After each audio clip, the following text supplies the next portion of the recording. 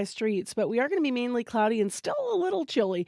A high of -5 today in Winnipeg. Right now it is -9, and that's a little chilly down south. It is proper cold up north. Thompson right now at -32. Brandon right now at -11, so I'm going north-south here, but checking Churchill, we're at -26 degrees this morning. We're on air with you till 8:37 with the morning show. Good morning, Abby Adeyemi behind the controls. Abby's our technical producer on InfoRad, and we'll be covering the forecast on air. Good morning, Brad Lillies behind our YouTube controls. And hello to Corey Funk, who's also in this morning. Corey will be directing the program and covering your commute. Megan Ketchison is with us next, though. She is here with your morning news headlines. Well, delegations from all over the world, including Winnipeg, have been taking trips to Houston to figure out how it's slashed its homelessness rates. The city's Housing First approach has hundreds of organizations working together to find people housing and offer social supports. And because of that strategy, homeless people in Houston can find an apartment in just a couple of months. And we'll hear more coming up at 6:30. And almost 70 teams were in Winnipeg this weekend for this year's Manitoba Indigenous Minor Hockey Tournament. Players from communities all over the province were at the city's Hockey for All Center for the 3-day event. And we'll have details coming up later. All right. Thanks, Megan. Thank you. We're going to hear a little bit about that as well in the first hour of our program. We also need to talk Junos. Quite a show last night. 2 Manitobans took home Junos over the weekend. They were actually awarded at the Saturday night presentation. But lots going on in the show. So through this morning, in case you missed it, we'll have some of the highlights and we'll hear some of the music. So stay tuned for that. In addition, a little bit later on the program, we're going to hear from a Winnipeg woman whose mom asked her to open a gym that catered to older women like her. And that's exactly what she did here in Winnipeg. So she not only built a busy business, but a thriving community as well. So we're going to hear her gym. Also, we'll hear how MCC has just sent a food shipment into Gaza, which arrived last week. Stay with us. Today on Q. Mom's not doing so good, Trace. I'm AC Rowe, sitting in for Tom Power. Director and producer Kelvin Redvers has just created something new, a thriller made by an Indigenous director and producer and an Indigenous star. Kelvin will tell you what it's meant to him to make this film. Q. This morning at 10:30 in Newfoundland, and on the CBC Listen app, or wherever you get your podcasts.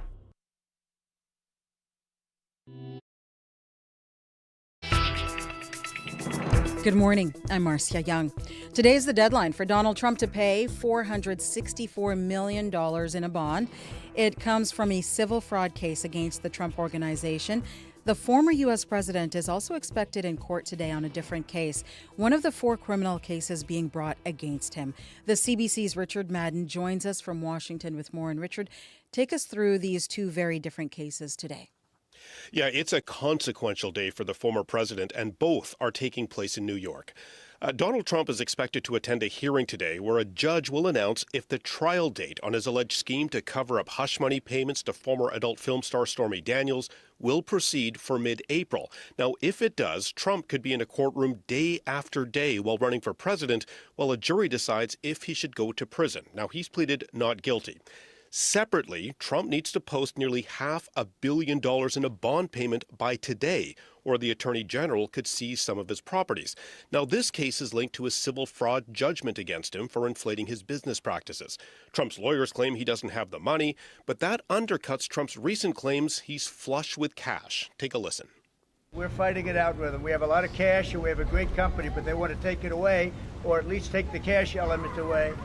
Billions of dollars in value, billions of dollars in properties, but they'd like to take the cash away so I can't use it on the campaign.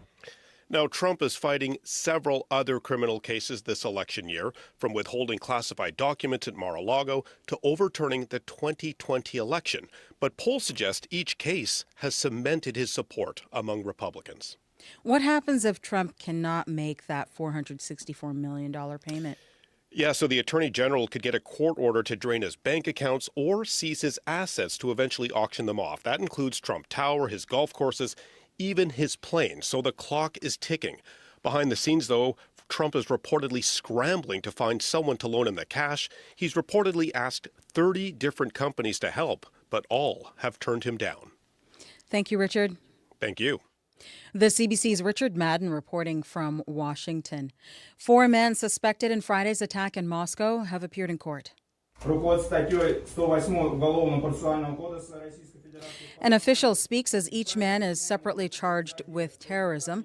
All four appeared to be injured. Some had black eyes. One had a large bandage over his ear. Another was only semi-conscious and in a wheelchair wearing a hospital gown. Russian state media say the men are citizens of Tajikistan. A court statement says at least 2 of the suspects have admitted guilt. More than 130 people were killed when gunmen opened fire inside a concert hall. An ISIS group has claimed responsibility for the attack. The U.S. ambassador to Ukraine says Russia has attacked Kyiv with hypersonic missiles.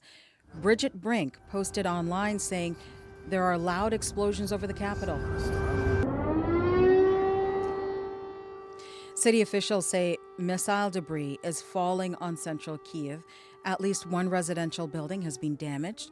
Ukraine's Air Force says it shot down 2 ballistic missiles that were launched from Russian-occupied Crimea. This is the 4th day of intensive aerial attacks on Ukraine over the past week. The Ottawa Police Service is trying to make amends with the victim of a mistaken arrest last month, but those efforts have so far fallen flat with the Burundian community. The man says he was shocked with a stun gun, struck in the face, and handcuffed before police realized their mistake. As Arthur White-Crummey reports, the family has now hired a lawyer. Ottawa Police says it sincerely regrets the stress and fear it caused Kane Nyandagara last month. His family read that message, sent to CBC, but didn't see one key word: apologize. Burundian community leader Martine Sabushamike is in touch with the family. The police response for them is ridiculous. They don't believe that they acted fairly towards Kane, and they want justice. So the family has hired a personal injury lawyer. He says Nyandagara has begun a dialogue with the city and police and wants to give them a chance to address the issue privately. Another lawyer sees the police statement as little more than damage control. Danette Edwards speaks for the Black Legal Action Center. It does nothing to explain the escalation in violence. But the statement does give the police side of why officers chased Nyandagara last month. They were responding to a report that a homicide suspect was spotted. They say Nyandagara matched a caller's description and that the caller, not police, misidentified him. When he ran, officers say they followed standard protocols and chased him and say they feared for community safety. But Nyandagara had no connection to the homicide, and Sabushamike says young members of her community feel unsafe. Whenever they're outside, they are a target. She says police have offered a meeting, but she sees little point in talking right now. We need a public apology. Ottawa's police chief is expected to address the issue at a police board meeting today. Arthur White-Crummey, CBC News, Ottawa. Supporters of the main opposition candidate in Senegal's presidential election are celebrating. They have taken to the streets of the capital Dakar. Bassirou Diomaye Faye appears headed for victory. The results are not yet final, but Faye is leading and may have enough votes to avoid a runoff election. His main opponent, who is backed by the outgoing president, says the celebration is premature. Yesterday's election in Senegal was peaceful. It follows weeks of violent political protests that erupted when the president tried to delay the vote until December. Venezuela's main opposition party has named its presidential candidate for the upcoming election. The vote is not until July, but the deadline to get a name on the ballot is today.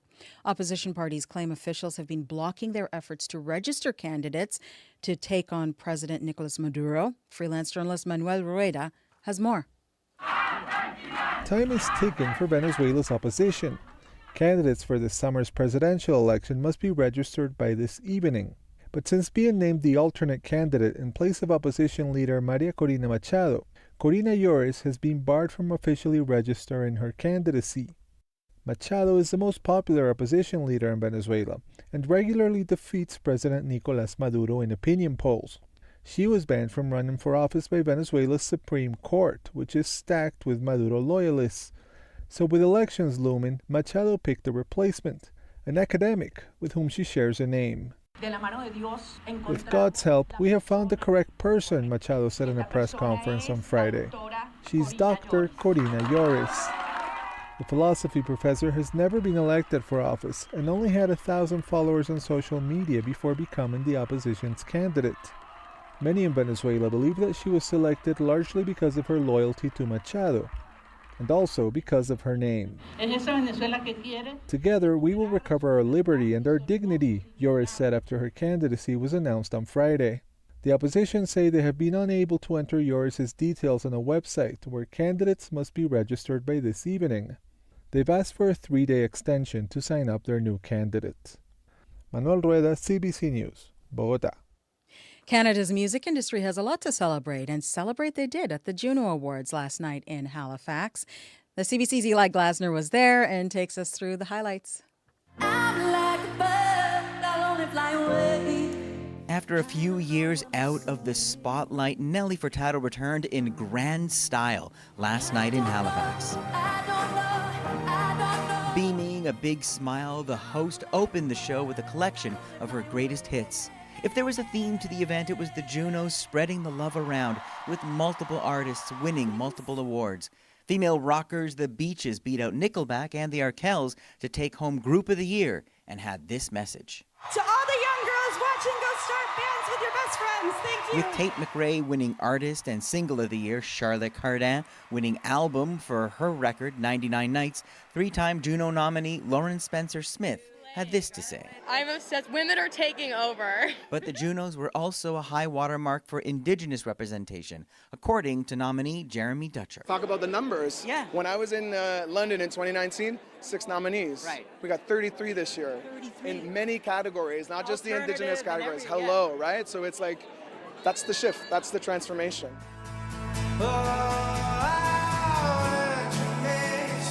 And in an outfit that blended the Game of Thrones with high fashion, Ottawa artist Talk belted out his hit Runaway to Mars and took home Breakthrough Artist of the Year. Eli Glasner, CBC News, Halifax.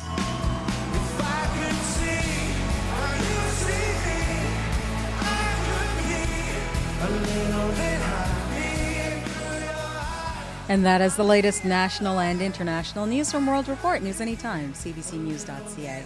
I'm Marcia Young.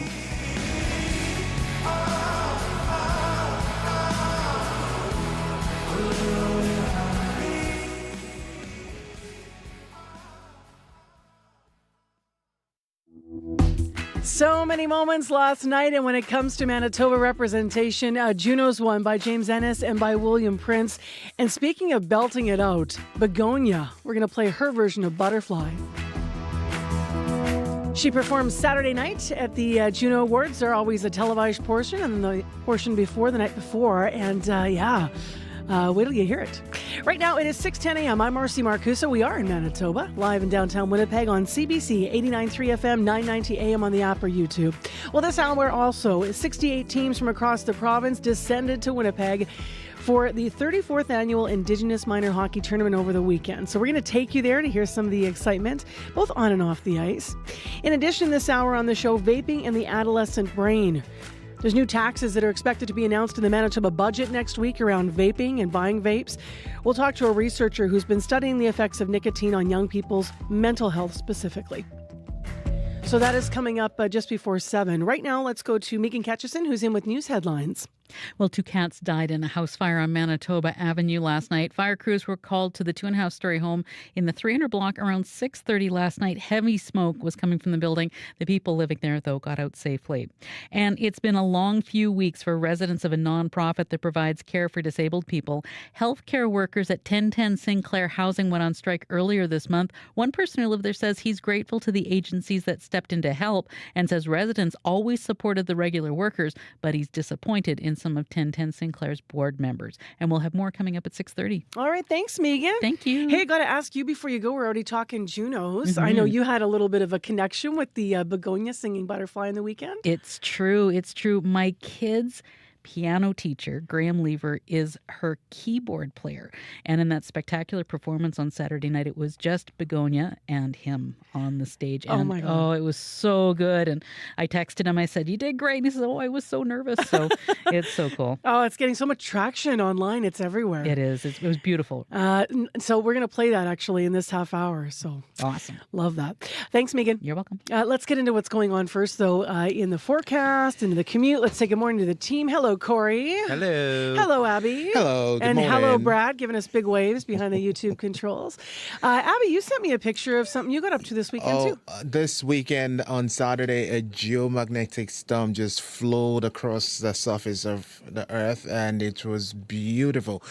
The only downside is a lot of people were busy enjoying extended daylight, so they missed that. And the full moon was also making its entrance, so not a lot of people got to know that was happening between 7:30 and 8:30 on Saturday night. So that was when it was taken. Abby took pictures if you're a frequent listener, he loves sky shots.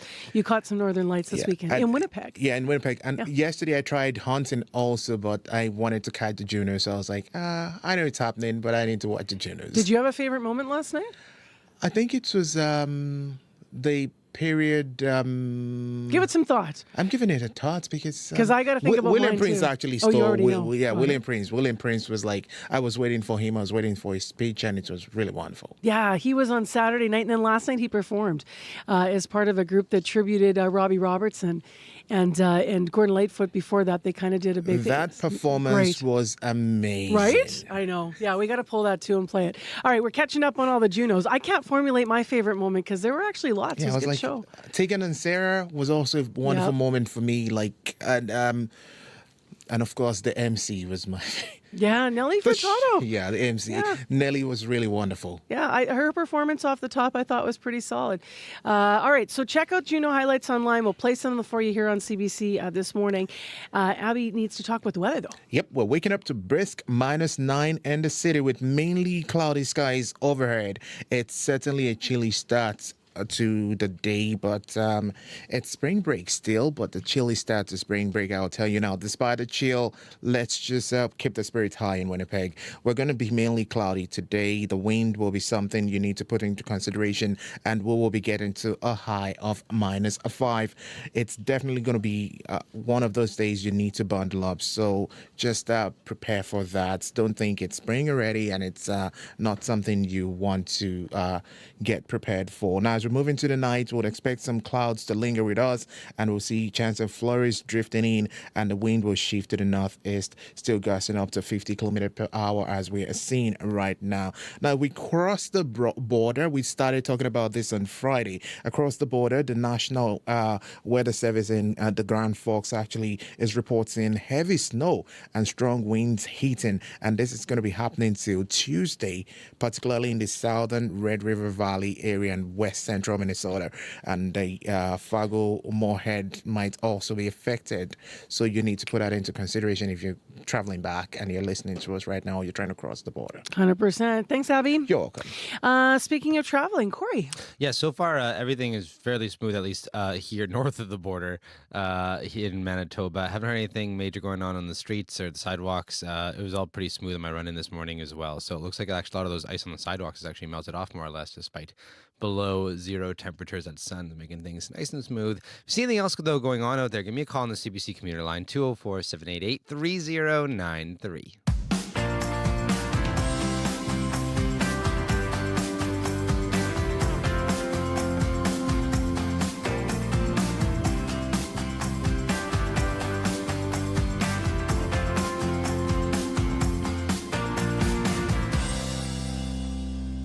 Well, as I mentioned, thousands of people filled the Hockey for All Centre in Winnipeg over the weekend. It was the 34th Manitoba Indigenous Cultural Education Centre Minor Hockey Tournament.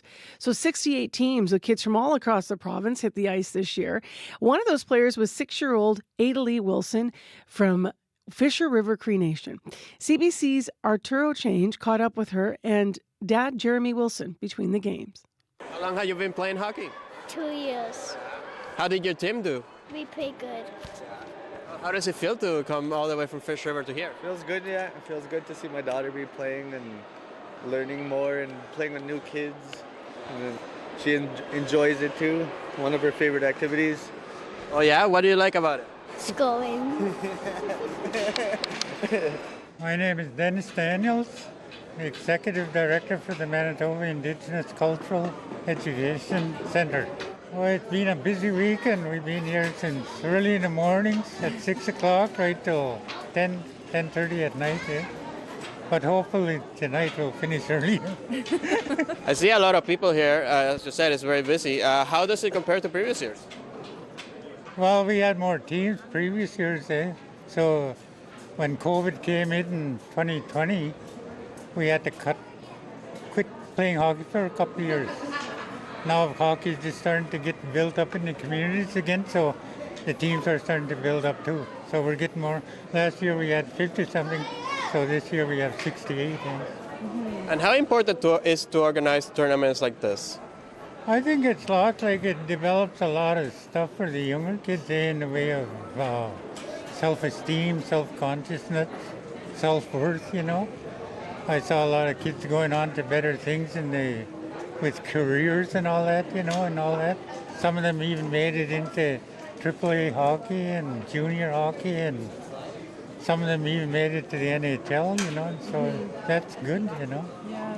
Is there any particular, game team or anything else that's going to happen today that you're excited for? Not really. I kind of take up for all of them. I hope they all win, and I hope they all go home happy, and that they enjoyed the weekend.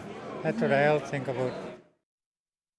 So that's just a little touch of what was going on in the weekend, and you could feel it around town. That's my favorite. I was actually one of the home stores. I overheard people were looking for hockey sticks and stuff, and other equipment as they were in town. Like, okay, my kid plays tomorrow. I love that. Dennis Daniels, executive director of the Manitoba Indigenous Cultural Education Center, at the 34th annual Manitoba Indigenous Cultural Education Center minor hockey tournament over the weekend. 68 teams in conversation there with the CBC's Arturo Chang. This weekend was the 34th, as mentioned. CBC's Communities in Focus is back. Ashern and Ericsdale, we want to get to know you a little better. I'm Bryce Hoy, and I'm in your communities this week to find out what they're all about. So come and share the stories of your home with yours truly. Let's get to know each other. Communities in Focus. Visit cbc.ca/Manitoba/community for more.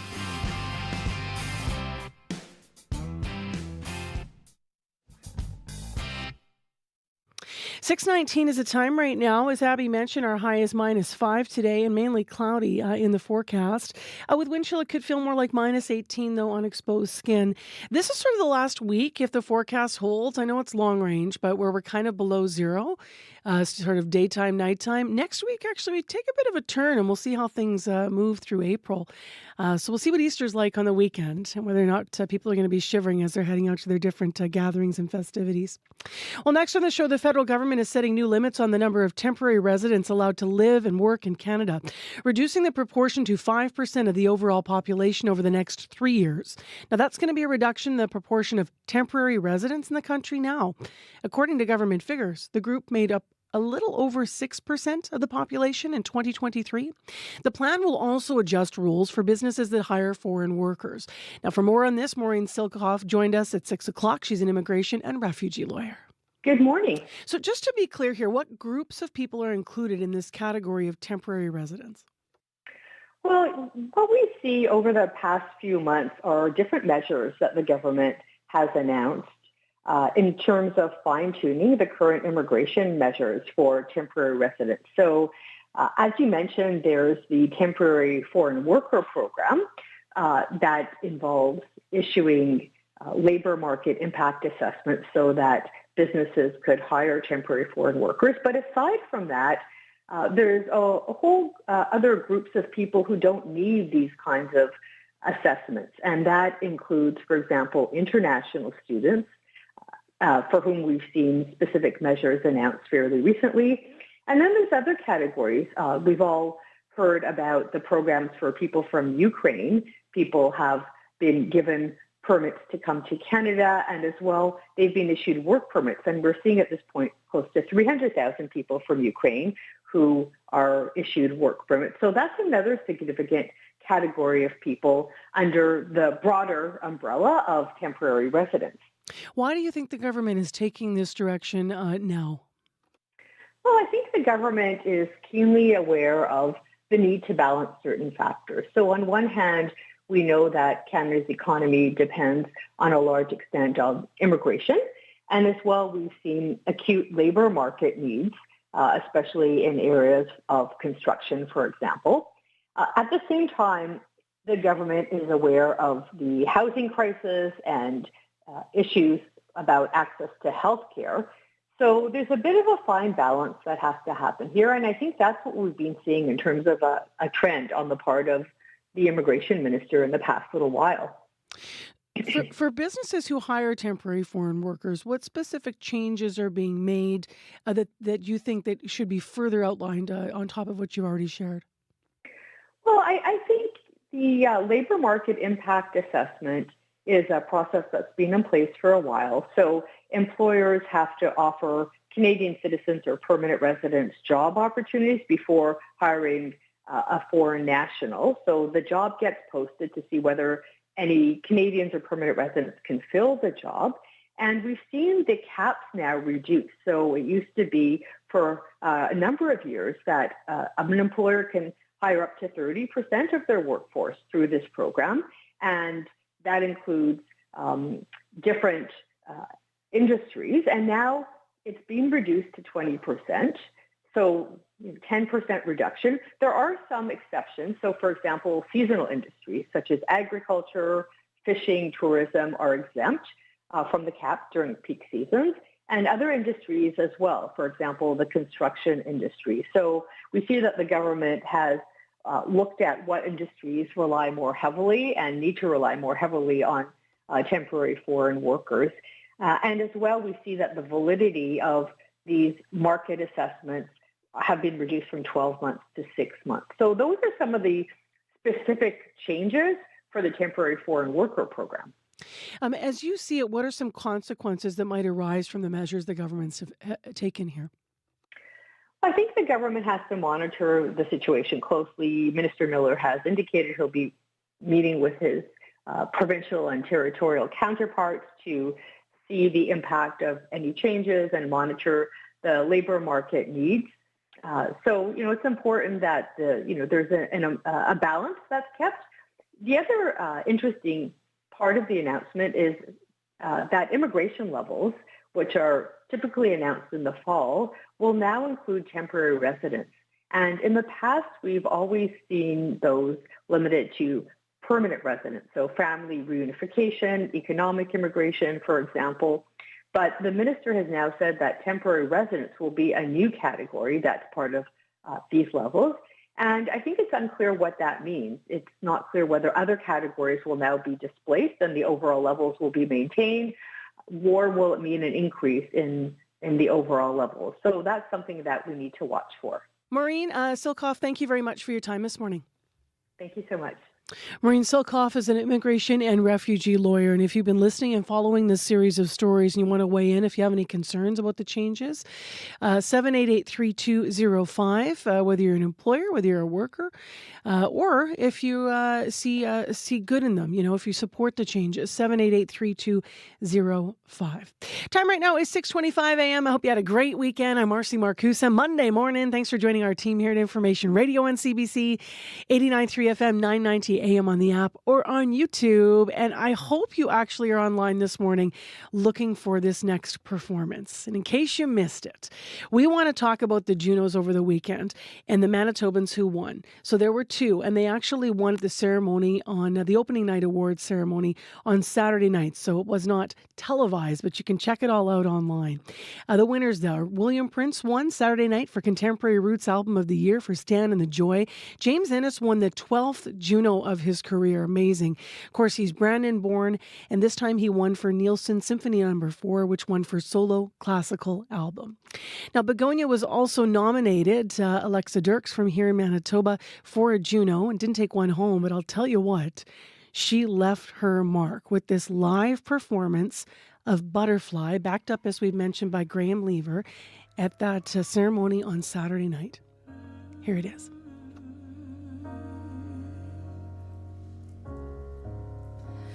Time floats like a butterfly, stings like salt water in my eyes.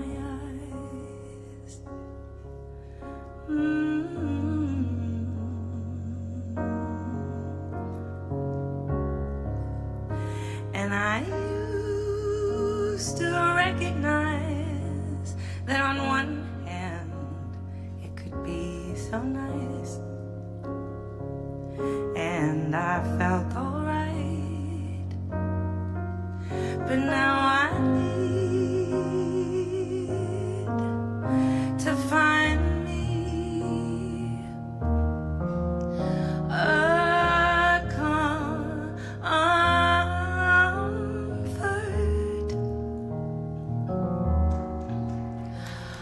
or somebody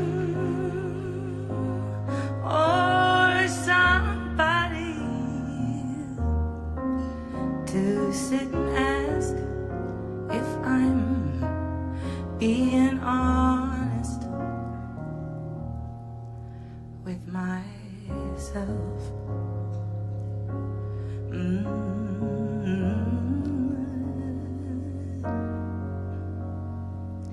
Swore I felt you in the breeze.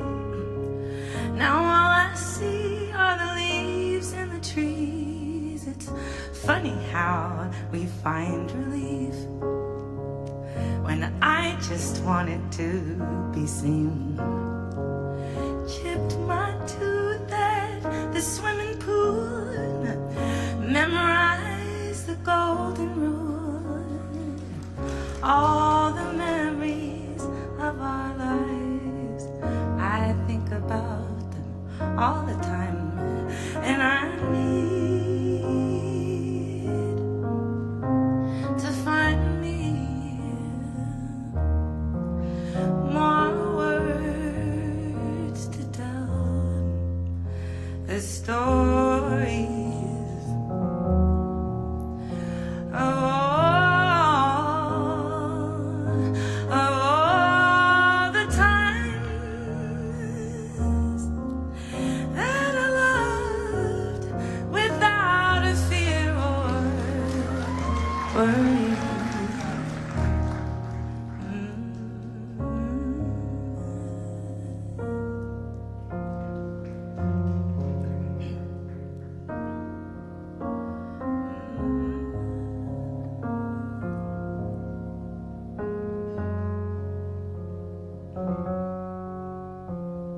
In case you missed it, that is Begonia singing live in a performance backed up by Graham Lever on Saturday night at the Juno Awards ceremony, the non-televised first night where two Manitobans won Junos. Just beautiful. That was during the In Memoriam segment with all of the faces going by of the musicians that were lost in 2023. If you want to check it out, go to cbc.ca for more Juno highlights.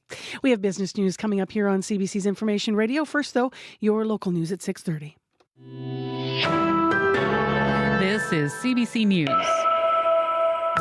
Good morning. I'm Megan Ketchison in Winnipeg. At 6:30, it's mostly cloudy and -9. Mainly cloudy and windy today, a high of -5. Communities like Winnipeg are drawing inspiration from how a large U.S. city is fighting homelessness. Houston's The Way Home strategy has 100 different organizations coordinating resources to find people housing quick and offer them social supports throughout the process. Frederick Harris is a veteran, has PTSD, and eventually found himself on the streets in Houston. He says the program helped him end his downward spiral. It was this constant snowball effect of where I'm like, I'm drinking every day. In the program, you can actually sit back and say, hey, I have a place to stay. I don't have to worry about that. So I know that as long as I go to my appointments and do the things that I need to do, I'm building myself back to where I need to be. The Texas city has managed to cut its homeless population by 2/3 in just over a decade. Winnipeg's mayor visited Houston last fall to try and figure out what's behind its success. Some tenants of a nonprofit that provides care for disabled people are relieved workers are no longer on strike, but they want more say in their care and support. Lori Ross lives in the Focus 2 block on Kennedy Street, run by 1010 Sinclair Housing. Ross thinks they should have been consulted when the strike hit. We don't want to be seen as vulnerable. We don't want to be seen as, whining disabled people. We're all very independent. We all live our lives. But when you take out this component, we end up being stuck. And I mean stuck in the worst possible way. To me, it's indignant when you can't even go to the bathroom yourself. The strike ended Friday after workers voted in agreement of a new deal, and workers were back on the job as of 12 a.m. this morning. People living in a home on the 300 block of Manitoba Avenue are looking for a new place to live this morning after a fire ripped through the house last night. Fire crews were called to the 2.5-story home around 6:30. The people got out safely, but 2 cats were found deceased inside. Emergency social services helped the residents find temporary places to stay. The cause is under investigation. Due to a technical glitch, there are no classes today at the University of Winnipeg. In a note to students and staff, the U of W says there is an unplanned outage affecting a number of their systems, including WebAdvisor, Nexus, and Colleague. The U of W email is still working, though. It says there will be no classes while their technology teams work to restore the service. Well, it is officially spring, but for millions of people in the U.S., it sure doesn't feel like it. And if you're traveling south of the border, including North Dakota during spring break, you'll run into some nasty weather. Steve Futterman looks at the winter storm making its way across the U.S. More than a dozen states are under weather warnings, facing all sorts of problems. Snow, rain, floods, tornadoes. In Iowa, blizzards are making it nearly impossible to drive. All this is happening during the first week of spring. In Portland, Maine, Mike Murray, the public works director, says his department was prepared. We've tried to transition to spring whenever we can, but we always keep the equipment ready for winter. In New Jersey, some residents were struggling to contain the floods. We had to build something to surround the outside of our house so that in events like this, it won't get as bad as it has in the past. And in Vermont, where they've just experienced one of the warmest winters on record, Paul Dobson removed spring snow from the front of his home. Shoveling the driveway, one of the first times this year. In many areas, the forecast calls for more snow, wind, and some freezing rain through Tuesday. Steve Futterman for CBC News, Los Angeles. Back here at home, almost 70 teams were in Winnipeg this weekend for this year's Manitoba Indigenous Minor Hockey Tournaments.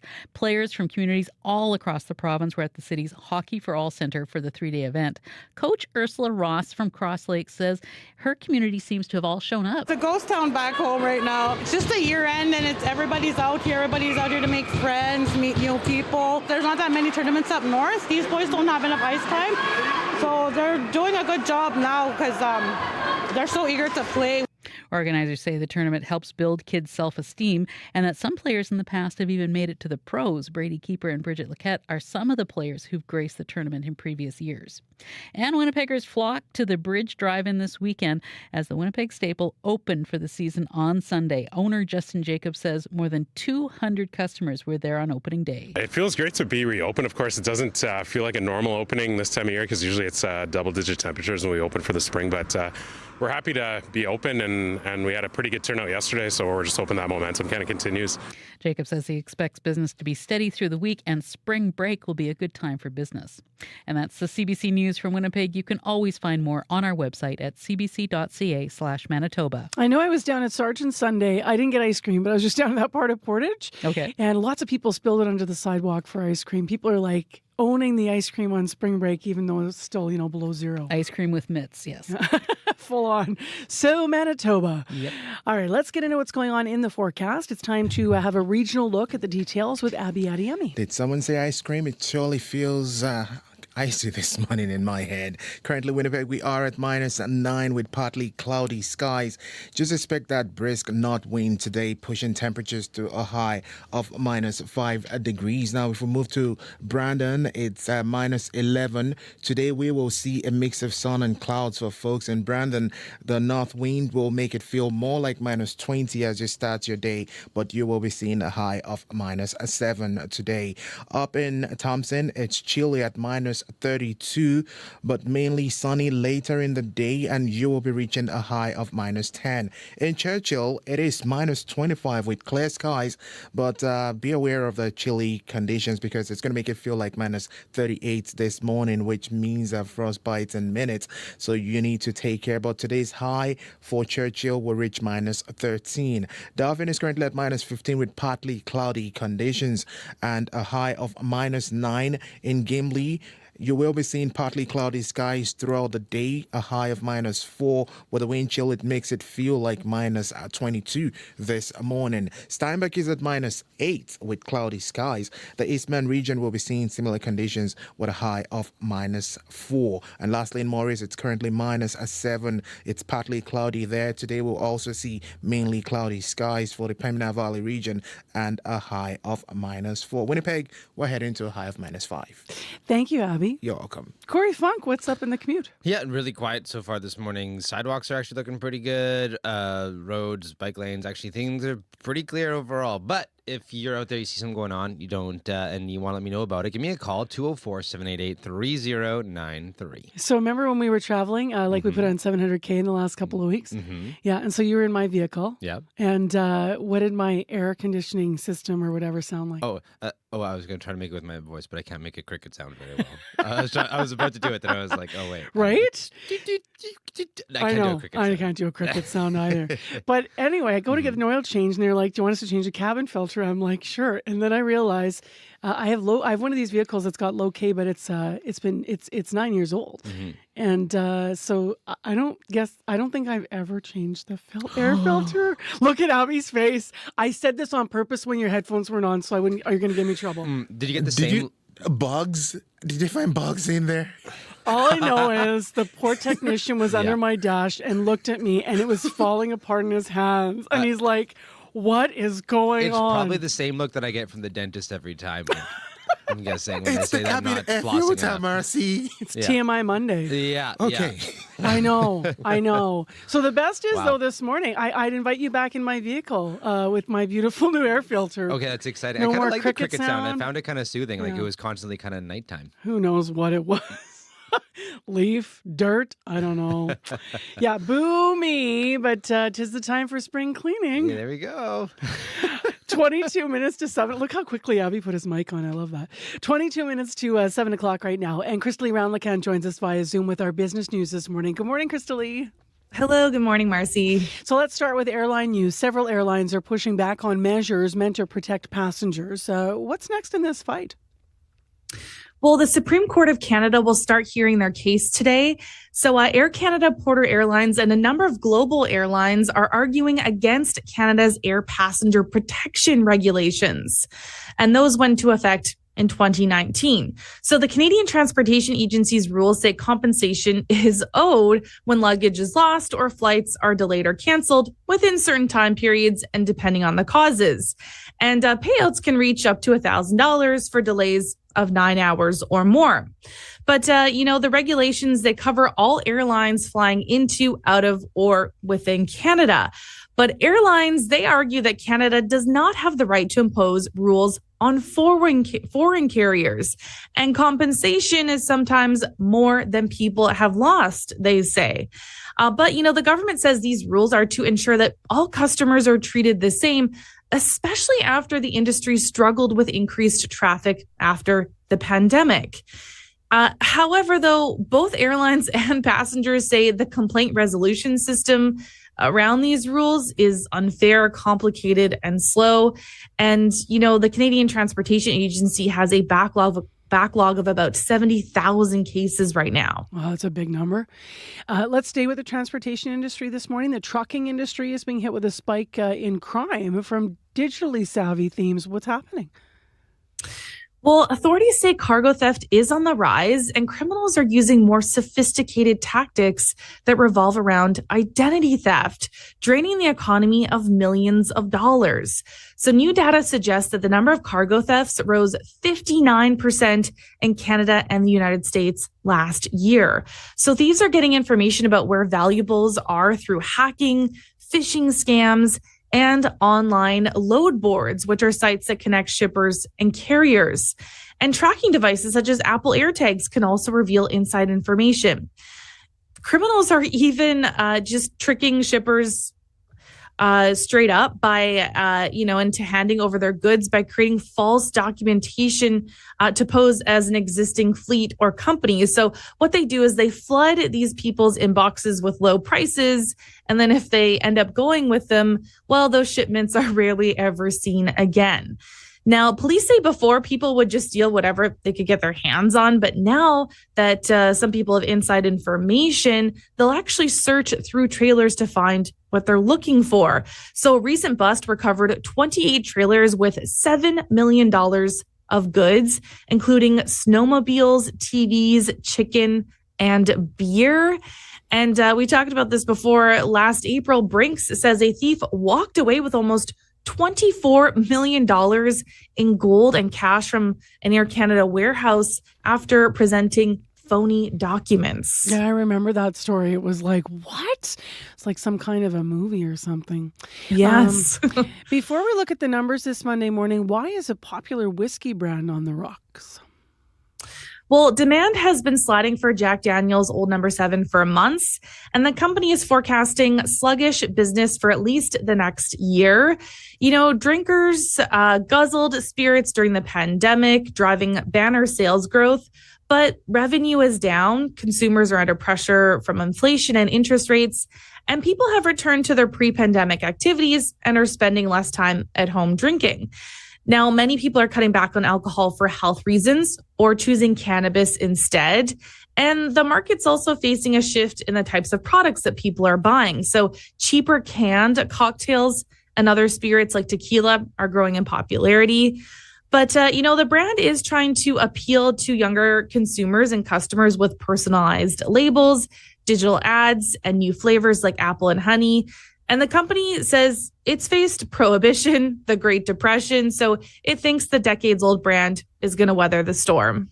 What's going on in the markets then?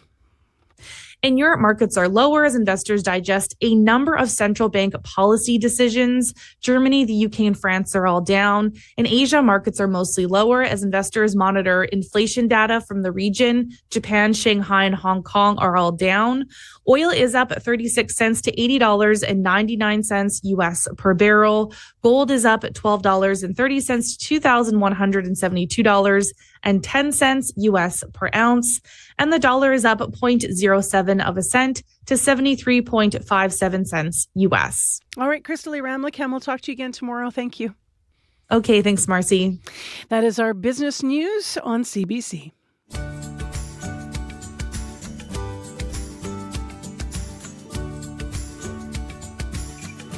6:44 a.m. Spring break. Good morning, everyone. I wish I could tell you it was going to be warmer for your out and about, but hey, we'll take it. We don't have a big snowstorm like they do south of the border, and that's missing us. It's good news. -9 in Winnipeg this morning. Our high is going to be -5, so it will be cloudy today, a little bit windy, and it's partly cloudy over in Brandon and -11. Well, throughout the program today, we're going to be revisiting last night, the Juno Awards. A lot of wonderful moments made celebrating Canadian music, how different they are from when they first started. Anne-Marie came out and opened the show last night, legendary Anne-Marie, and she talked about being at the first Junos in a small hall in Toronto with the musicians celebrating one another. The awards handed out in 1970 for, of course, performances in 1969. Last night, Nelly Furtado hosting the show and owning the stage. She was the host in Halifax for the 53rd Junos now. The musician, of course, originally from Victoria, really blew up on her debut album, Whoa, Nelly, back in 2000. Can you believe that? 24 years ago now. This was her second time hosting the Junos. This time, though, no chicken suits. She actually did a beautiful version of I'm Like a Bird with a bit of an a cappella backup. She first hosted the awards in 2007 in Saskatoon. That's when she came out in that bird costume.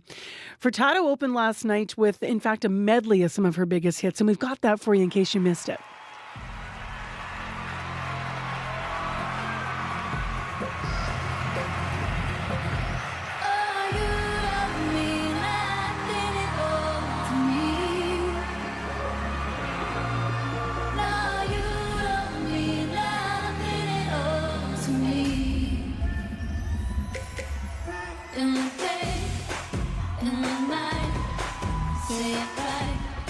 Say you fall, you either get it or you don't. You either stand or you fall.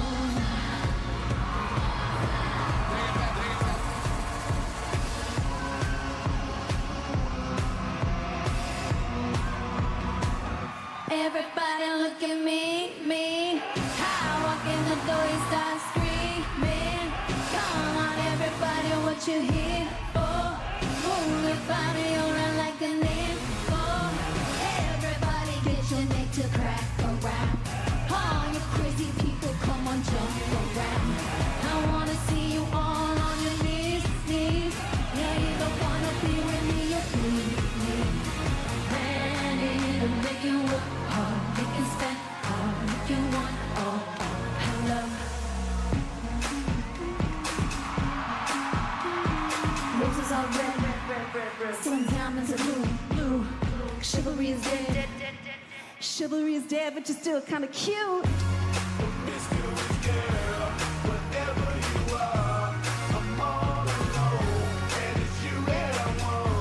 Promiscuous boy, you already know that I'm all yours. What you waiting for? Teasing me. No one I want.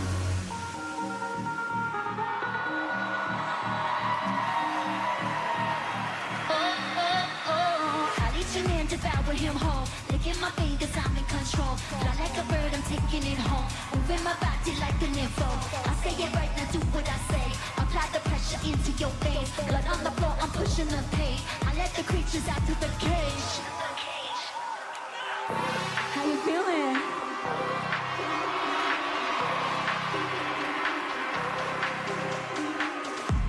I'm the type of girl that look you dead in the eye. I'm realistic, come if you don't know why I'm fly. I seen you try to switch it up, and girl, you ain't my door. I'm the Wonder Woman, let me go get my role. I'm a supermodel, let mommy see mommy. And it's the international shopping monster con la love, and my ass in video for promiscuous. My style is ridiculous. If you see us in the club,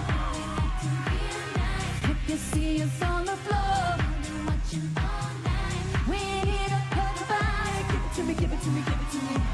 Wanna see you work your body. Give it to me, give it to me, give it to me.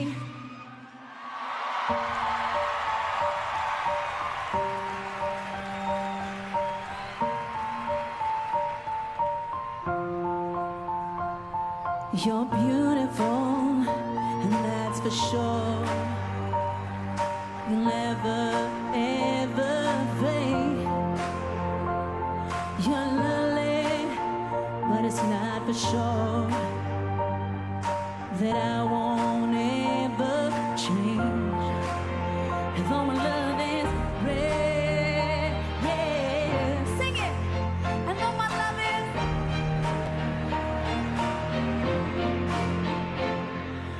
I'm like a bird, I'll only fly away. I don't know where my soul is. Crowd singing along with Nelly Furtado last night live at the Junos in Halifax. Personally speaking, I think this acoustic version of this tune, just like stripped down, slowed down, I like that better than the original. She put in a show last night with a medley of her hits, opening up the Juno Awards. She was the host. Through the morning, we'll be revisiting some of the highlights, the history made, and the moments of music. Thank you so much. Pretty cool. 10 to 7 right now on 89.3 FM, 990 AM on the app or YouTube, -9 in Winnipeg. I'm Marcy Marcuso. Well, next in the show, fewer Canadian teens smoke cigarettes daily than in years past, but experts warn that rates of youth vaping in this country are among the highest in the world. Manitoba is preparing to join other provinces and increase the tax on vaping products later this year as a way to discourage their use, especially among young people. The NDP government is planning to double an existing federal excise tax on the products in the spring budget, which comes out next week. Now, this is an eye to implementing that levy by July 1st. There was a survey out last year from Health Canada. It found that 8% of all the students surveyed, those in grades 7 to 12, reported vaping every day. That number rises to close to 12% vaping every day among older students, those in grades 10 and 12. And as you can imagine, there's a lot of worry about this. A study now funded by the Canadian Institutes of Health Research is looking at the link, the effects of nicotine in adolescent brains, that link. Joining us to talk about it, Stephen Laviolette, professor at Western University in the Departments of Anatomy and Cell Biology and Psychiatry at the Schulich School of Medicine and Dentistry. Good morning. Good morning. It's interesting to ask about the link about nicotine in adolescent brains because we talked so much in recent years in this country about the link on cannabis in adolescent brains under the age of 25. What have you discovered so far about the nicotine link? Right. So we've been looking at the impacts of nicotine exposure during critical periods of brain development, especially focused on adolescence. And we're primarily interested in how this might increase the risk of mood and anxiety disorders in later life, because there's some very compelling clinical data suggesting an association between adolescent nicotine use and an increased risk of mood and anxiety disorders, specifically in later life. So we've been looking at various brain circuits that are involved in regulating mood and anxiety type disorders, and how exposing the brain to nicotine during these critical periods of development might cause these pathological, molecular, and structural changes in the brain that can increase the risk of developing these disorders. I realize we're talking about vaping nicotine, but I'm just intensely curious now if you were exposed to secondhand smoke, whether or not that also could have affected it, because you're talking about physical things that change in our brains. Right. I mean, that's a great question. I don't think there's really enough evidence out there at this point to determine that. But certainly, secondhand smoke is linked to a lot of different health problems. Its impacts on brain development are probably less well understood. But I think it's. Sorry, go ahead. No, I was just going to get us back on track here for the vaping because I took us off on a tangent there.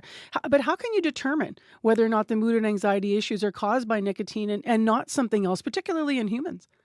Yeah, I mean, that's a great question. And one of the challenges of the clinical research is defining what the causal mechanisms are, because oftentimes you're asking someone to sort of self-report how much nicotine they had, decades ago. And that can be quite unreliable. So one of the unique advantages of our research program is that we're combining preclinical animal models where we can precisely control how much nicotine, the duration of exposure. We can expose male and female cohorts. We can look at potential sex differences and really have a very comprehensive understanding of what the causal mechanisms are for why adolescent nicotine exposure can increase these risk factors. And then once we have those identified, we can translate those into the human context and try to see what the similarities are and what potential intervention strategies might be. What do we understand about the mechanism by which nicotine has an effect on the human brain? Like what's actually going on there? Right. Well, the brain is filled with these receptors called nicotinic receptors. So this is a naturally occurring system in the brain that it's a very important neurotransmitter system that interacts with a neurochemical called acetylcholine, which is involved in regulating the formation of synapses and neuronal communication for a lot of different normal functions. So the problem is that these receptors are very vulnerable during adolescence, because that's when all of this fine-tuning in the brain is happening, and these communication pathways between areas that regulate emotion and anxiety type behaviors with cognitive control are being formed. So if you start flooding the brain during adolescence with this external nicotine stimulus, you're going to fundamentally alter how these receptors function, which can then set the brain up for these more serious psychiatric pathologies later in life. Do they need to form on this? This won't be this won't be scientifically accurate. I'm just trying to say this in plain speak. It's like when you're at that young age, you need to form those strong connections. They're developing, they're growing, and maybe if you dull them, get in the way of them sort of strengthening on their own, that something misfires in terms of that long-term connection and development. It doesn't happen naturally. Exactly. Yeah. So you're sort of throwing a wrench into a very delicate system, which normally relies on a naturally occurring homeostasis in the brain between its natural neurochemical, and then you're essentially just throwing the system off by flooding the brain with this chemical nicotine, which is going to be hyperactivating that system and causing these fundamental long-term changes. What are the next steps for you with the research? Yeah, so there are a couple things we're really focused on right now. We're trying to look at some potential intervention strategies to look at what might be able to prevent some of these toxic impacts of nicotine during development. And then we're also doing some genetic screening to try to find what potential genetic markers might underlie and what might identify someone as being at greater risk, so that if you have these genetic markers, you can make a more informed decision about whether or not, nicotine is something you'd want to be exposing yourself to during brain development. Really interesting. Thank you very much for your time today. Appreciate it. No problem. Thanks very much. That's Stephen Laviolette, professor at Western University in the Departments of Anatomy and Cell Biology and Psychiatry at the Schulich School of Medicine and Dentistry. So as I mentioned, we're expecting new taxes to be announced on vaping products in Manitoba. And Manitoba's budget is where we'll hear those details. And that is coming out next Tuesday, April 2nd. Right now, it's 3 minutes to 7 o'clock. For other headlines and news in Manitoba, here's Megan Ketchison. Well, communities like Winnipeg are drawing inspiration from how a large U.S. city is fighting homelessness. Houston's The Way Home strategy has 100 different organizations coordinating resources to find people housing quick and offer them the social supports throughout the process. And we'll have more on that at 7:30. And due to a technical glitch, there are no classes today at the University of Winnipeg. In a note to students and staff, the U of W says there is an unplanned outage that's affecting their systems, including WebAdvisor, Nexus, and Colleague. The U of W email is still working, though, and there will be no classes while their technology team works to restore the service. And we'll have more at 7:30. All right. Thanks, Megan. Thank you. Well, speaking of housing, the sale of a low-income apartment building in Winnipeg has one housing advocate nervous about affordable housing in the city and specifically in her neighborhood. So we'll get more details on that story after 7. Also, how taking some advice from your mom can really pay off. It did, at least for a Winnipeg entrepreneur who started a gym specifically for women who are 55 plus. So we'll hear that story. And MCC has just sent a food shipment to Gaza, which arrived last week. It got through. We're going to talk to the disaster response director about what that process was like. In Winnipeg this Monday morning, -9 for your first weekday of spring break. Mostly cloudy and a high today of -5. Going to be windy this afternoon, winds north 30 to 50. And then with wind chill, it could feel on exposed skin like -18. Stay with us here on Information Radio on 89.3 FM, 990 AM on the app or on YouTube. Coming up, World Report, and I also would like to invite you to call our listener line. What moment at the Junos last night made you the most proud and why? Was it a performance, an artist? Did you know someone? Was it a win, a nomination? Or did you just enjoy the show? 788-3205 or weigh in on Facebook.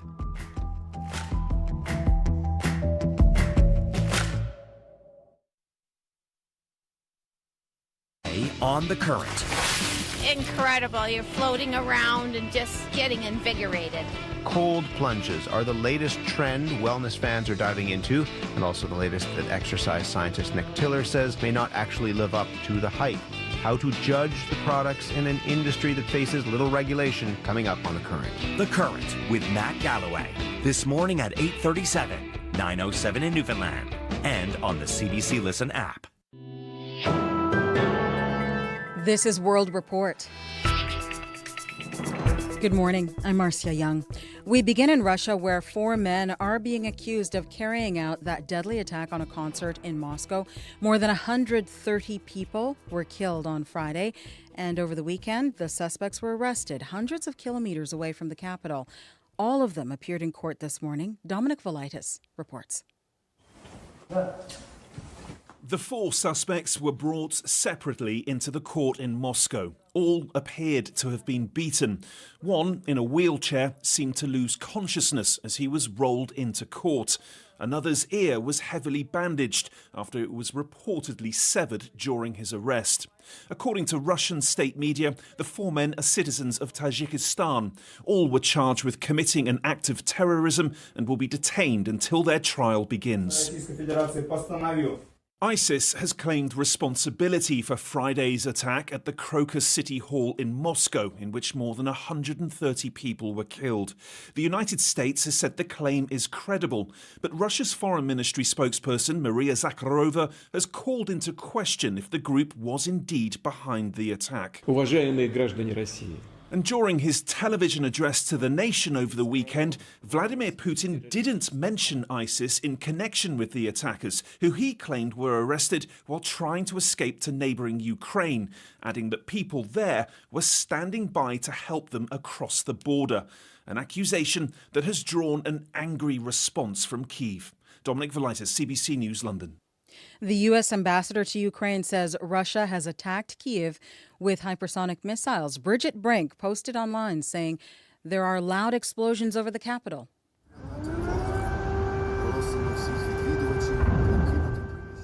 City officials say missile debris is falling on central Kyiv. At least one residential building has been damaged. Ukraine's Air Force says it shot down 2 ballistic missiles that were launched from Russian-occupied Crimea. The United Nations Security Council is expected to vote on a new Gaza ceasefire resolution today.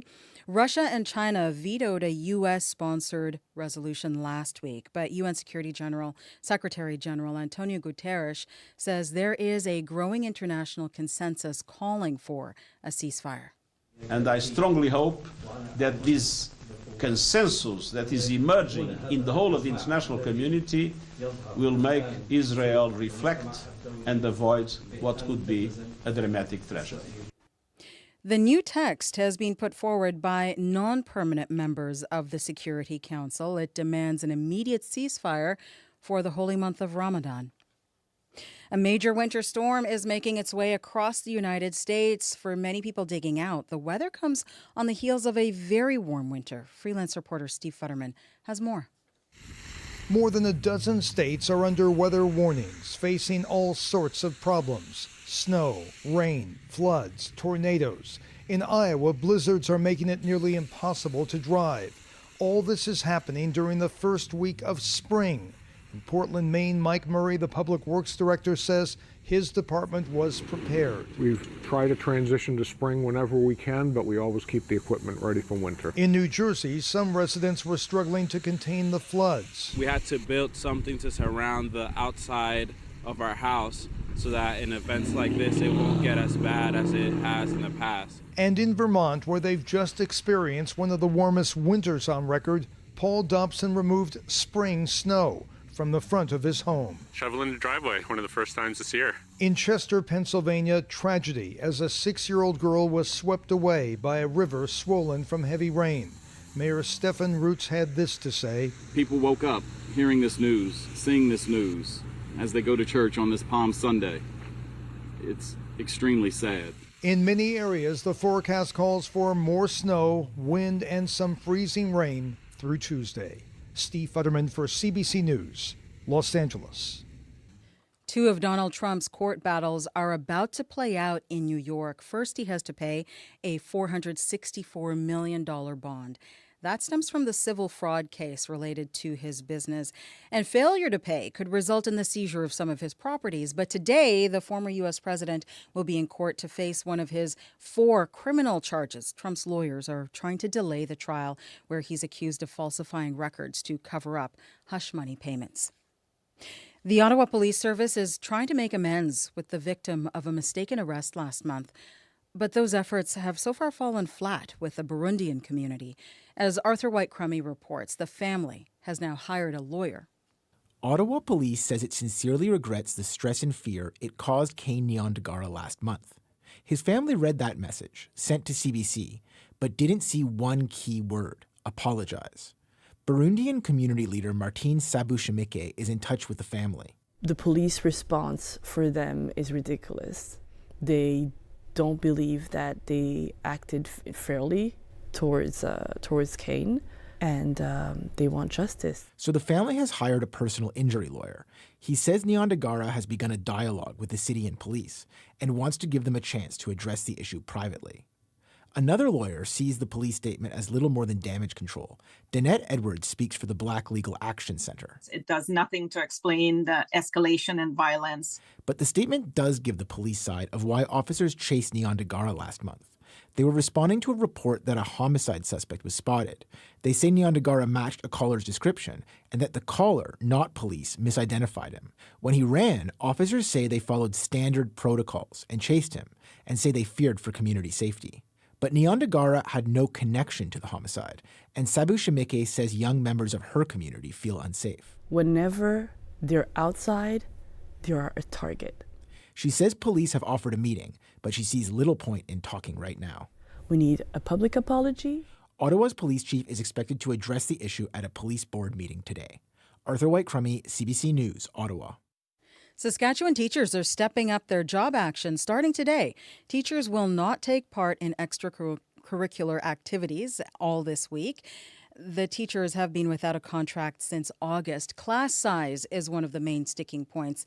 In a statement, Education Minister Jeremy Cockrell says the union should stop disrupting learning and focus on bargaining. A Montreal teacher who was accused of trying to sell student artwork online is now being sued by some parents. They're looking for $1.5 million in damages. Sarah Levitt has more. I'm upset. It's a massive intrusion. Joel de Bellefeuille still can't get over what happened earlier this year. Students in his son's grade 8 class happened to look up their art teacher online, only to find drawn portraits of themselves posted. Art they had done themselves as a class assignment. Creepy portraits inspired by Jean-Michel Basquiat. Don't plagiarize, their teacher had warned them. It's now alleged the teacher posted their drawings online, trying to sell them for $118 each. The art also offered on items like T-shirts, mugs, even cell phone covers. It's a huge breach of trust between parent-teacher, parent-student, parent-school, and school board. So this is something that needs to be looked at extremely seriously. De Bellefeuille and 9 other parents have now filed a lawsuit against the teacher and the school board. They claim the teacher's alleged actions violate Canada's Copyright Act. The group is seeking $1.5 million in damages and wants an official apology. Edith Liard says her daughter was deeply affected by what happened. The fact that this event made her doubt the art teacher from now on and not wanting to pursue art, that was kind of hard and hurtful. The school board wouldn't comment. CBC News was unable to reach the teacher. Sarah Levitt, CBC News, Montreal. The Juno Awards are Canada's biggest night in music, and last night the gala took a political turn. Pop sisters Tegan and Sarah were honored with the Humanitarian Award. They used the opportunity to call out a recent trend in politics they say threatens trans youth. We are dedicated to confronting any form of discrimination that threatens the well-being of our community. Threats like the Alberta government's attempt to prevent trans youth from accessing vital care. Also last night, history was made by Karen Aujla.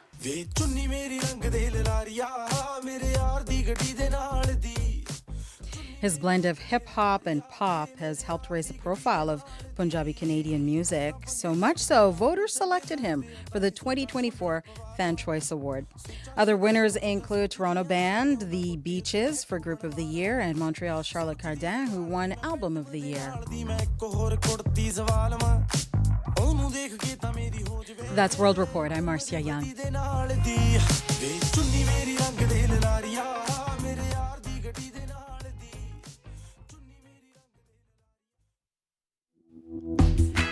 Well, what a moment of pride that would have been watching him win that award last night. I loved watching his performance. We're asking what moment at the Juno made you most proud and why? Neil Colligan wrote in seeing Anne Murray being hugged by the members of the Beaches after they won Group of the Year, showing generations of musicians respect and loving those who have paved the way before them. So a lot of people writing in about that moment. A couple Manitobans last night, of course, bringing home Junos. The win's actually on Saturday night in the non-televised awards portion of the weekend. Congratulations to William Prince and James Ennis. I'm Marcy Marcusa. This is Information Radio on CBC 89.3 FM, 990 AM on the app or YouTube. Coming up this hour, we're going to hear more highlights from the Junos. In addition, we're going to hear MCC and how they sent a food shipment to Gaza, which arrived last week. It did get through. We're going to talk to the disaster response director just before 8 about what the process was like. So stay tuned for that. And if you're at the gym this morning and you're up early listening for us, we've got a great story at 7:40 about how one woman taking some advice from her mom really paid off. She's an entrepreneur. She started a gym specifically in Winnipeg for 55 plus women. So we'll hear her story coming up as well. Right now, Megan Ketcherson is in with news updates. Good morning. Well, 2 cats died in a house fire on Manitoba Avenue last night. Fire crews were called to the 2.5-story home in the 300 block around 6:30 last night. Heavy smoke was coming from the building. The people living there got out safely. Firefighters found the 2 deceased cats inside. And Brandon police say bike thefts are on the rise after dipping below average in 2022. That number was below the 5-year average of 177 thefts per year, according to numbers provided by Brandon police. In 2023, bike thefts jumped to about 190, and they're worried those numbers are going to keep climbing this year. And we'll have more coming up at 7:30. All right. Thanks very much, Megan. Thank you. In the forecast, let's have a look at what's going on here. And it's an important day because it is spring break. So it's sort of the first day where you look ahead to the week and think, okay, I've got the kids. What are we going to do? Abby, the weather is going to be a little chilly. Yep, chilly -10 to start spring break with mainly cloudy conditions overhead. Today's outlook actually shows will remain mainly cloudy throughout the day with the wind coming from the north, and it's going to be gusting all the way to 50 kilometers. So you need to be sure to brace yourself against the wind chill that will be coming with that. Brandon, today we'll see a mix of sun and clouds, a high of -7. Dauphin will see a mix of sun and clouds, also high of -9. Thompson will be sunny at -10. Churchill will see mainly sunny conditions and a -13. Right now in Winnipeg, it's -10. It's partly cloudy, and we're heading for a high of -5. Thank you, Abby. You're welcome. Corey Funk, the commute today. Been pretty smooth so far overall. Nothing new to report. But if you do see something going on out there on the highways, bike lanes, sidewalks, give me a call on that CBC commuter line. I'll let folks know what you're seeing. 204-788-3093.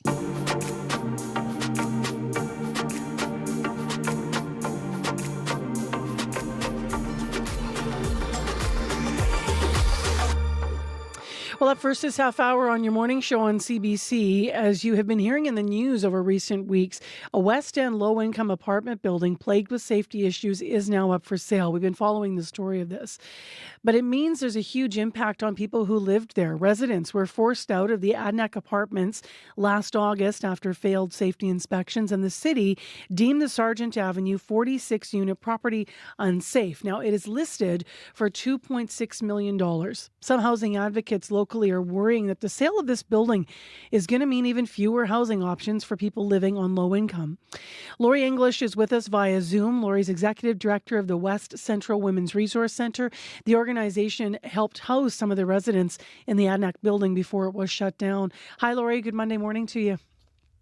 Good morning, Marcy. So tell me a little bit about what this is like, the loss of this building for the residents that you've been working with in the neighborhood. Yeah, I think we're seeing this happen more and more frequently where fires and safety concerns are shutting down really the only accessible housing that we have right now for folks who are living on lower incomes. And so in the case of the Adnac building, we had some community members living in that building that we work with and support, and we were forced to very quickly rehouse them, which is getting harder and harder to do right now in Winnipeg with really low vacancy rates and rents that most folks that we work with just simply can't afford. Have you been able to keep people in their neighborhood because people attach to their lives where they are? Obviously, all of us do. Or because of the limited, number of places you have to choose from, did some people have to leave the area? Mm-hmm. Yeah, I mean, we do our best to keep people in the downtown core, and quite honestly, that's where most of the affordable housing that we can find is. So usually we're able to keep them downtown, but sometimes it does mean moving them out of the community that they've come to know. What were some of the problems with the building, just to revisit some of the issues to begin with here? Well, I think this is a problem in general with when we look to the private market to solve a low-income housing crisis, which we know we're having right now, not just in Winnipeg, but really across the country. The private market is in the housing business to turn a profit, understandably, and unfortunately for folks like the ones that we work with, what we really need to see is solutions that focus more on social housing and nonprofit housing where there's a level of accountability in terms of quality and safety, and those things are often just not present in private landlord housing. In the case of this building, we knew there was lots of safety concerns, and the rents that folks were paying were just not, they were not seeing the level of housing, the quality of housing that we would expect to see for the level of rent they were paying. What would you like to see in that space? So it's up for sale, Adnak. What's your hope for the building? I think this is really an opportunity for the province of Manitoba to work together with nonprofit organizations to see buildings like this turned into social housing or into nonprofit housing where that accountability does exist. I think when we look to the private market and really what's happening is that provincial dollars are being used through EIA, through the Canada Mortgage Housing Benefit to fund private landlords. And this is a model that's not ultimately sustainable. Rents will continue to rise and more money will be required to keep folks housed in private market housing. Whereas instead, if we look to turn buildings like this into social housing, into nonprofit housing, what we're really doing is investing in a sector that is going to be more accountable, or the province is investing in itself even better, where they own the asset. And we know that housing will be safe and secure in the long term for folks who are living on lower incomes. Do you know, it's interesting, Lori, because I've been heading out into community, just speaking to people where they're at. So I was out at the Salvation Army, on Main Street, of course, and then I was out in East Elmwood a few weeks ago, just spending some time at the community center there, a neighborhood center rather there, everyone's thinking about getting into housing themselves, because of these the problems and people that you're working with every day that you see are struggling so much. Your organization is actually opening up an affordable housing complex as well. Can you tell us a bit about it? Yeah, we have 16 units that are about to come online in the West End. Our units are transitional housing, and they're intended specifically for women and gender diverse people who are exiting situations of violence, to allow them time to recover and get their feet under them before they need to live independently. So this is one model of housing, transitional housing, that I think is critical along the housing spectrum, that we understand that not everyone is ready to live completely independently. And then what we need to see additionally is permanent housing, where folks can live in buildings where supports exist. Some folks need a little bit of a helping hand right inside their housing. And I think we've seen this model work successfully through various Manitoba housing projects and various other nonprofit housing projects. And when we see that significant investment in social and nonprofit housing, we have a model that's going to work in the long run. Sure, it's expensive up front, but ultimately it will be cheaper than constantly investing in the private market, where rents will continue to rise. What's allowing you guys to be able to do this? Is it provincial funding? Is it a federal grant? Is it something from the city? Yeah, for capital, we received money from the federal government and the provincial government, as well as a number of private donors and foundations, and that allowed us to purchase and do a deep retrofit on the building that we purchased, because it's a 100-year-old building. And the province has been very helpful in providing us with operating funding, which is also critical for us to be able to maintain rents at that rent geared to income level, so capped at 30% of a person's income in perpetuity. And we couldn't possibly do that without additional funding from the province to be able to support that housing. The provincial budget comes out Tuesday. How would you like the province to address the issue? What are you hoping is in there? Yeah, I think the entire housing sector has their eyes on that budget in April, and we're really hoping that it's a good news budget for the housing sector. We're looking to see significant investments in social and nonprofit housing, beyond just topping up rents in the private market, but real investment in creating new units, in securing the units that we already have, making sure that they're in good condition. And we have a number of units that are not yet online, that are still waiting for repair in the Manitoba housing stock. And so hopefully some investments in getting those units online as quickly as possible. Well, I'm sure we'll talk again next week once we all see what's in the budget. Thank you very much for being with us via Zoom. Appreciate it. Thanks, Marcy. That is Lori English, the Executive Director of the West Central Women's Resource Centre. If you want to read more about the story, you can read online what's been happening with those initial residents that were moved out of their spaces, and also with the new housing plans that the West Central Women's Resource Centre has out there. So online is cbc.ca/Manitoba. Frequencies with Errol Nazareth. The world is alive with sound, whether across the street or across the pond, from back home or in your own backyard. Every place has a sound and every person has a story. Discover songs and stories from people and communities across Canada and around the world. Frequencies with host Errol Nazareth. Episodes available on demand on the CBC Listen app. -10, mostly cloudy, and we have morning sports coming up here on your Monday morning CBC's Information Radio, so stay with us. That's in a couple of minutes. But all morning long, we are sprinkling in Juno moments from last night on CBC. Many local artists doing us proud. Of course, two of them coming home with Junos. James Ennis taking his 12th Juno. And then William Prince as well, winning a Juno last night. Speaking of him, he was on stage for a beautiful moment in the show. In case you missed it, Alison Russell, Ace Sanabi, Logan Statz, Shawnee Kish, and Julian Taylor, as well as William Prince, all coming together for a tribute, both to the late Gordon Lightfoot and to Robbie Robertson. So they performed If You Could Read My Mind and The Weight. It was really powerful to hear all these contemporary singer-songwriters covering two men who have influenced generations. And we're going to hear what William Prince had to say about it. But first, let's get to the performance. This is live at the Junos last night in Halifax.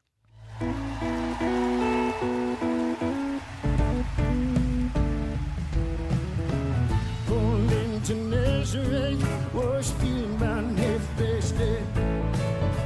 Just need some place where I can lay my head. Hey, mister, can you tell me where a man might find a bed? He just grinned and shook my hand.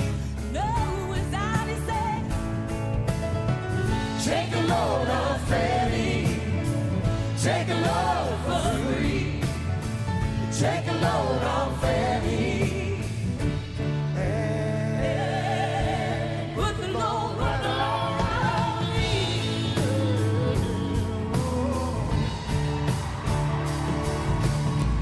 Picked up my bed, I went looking for a place to hide. And I seen Coleman and the devil, they were walking side by side, yeah. I said, hey, come on, let's go downtown. She said, well, I gotta go, but my friend can't stick around. Oh, yeah, yeah. Take a load off Fanny. Take a load for free. Take a load off Fanny. Put the load right on me.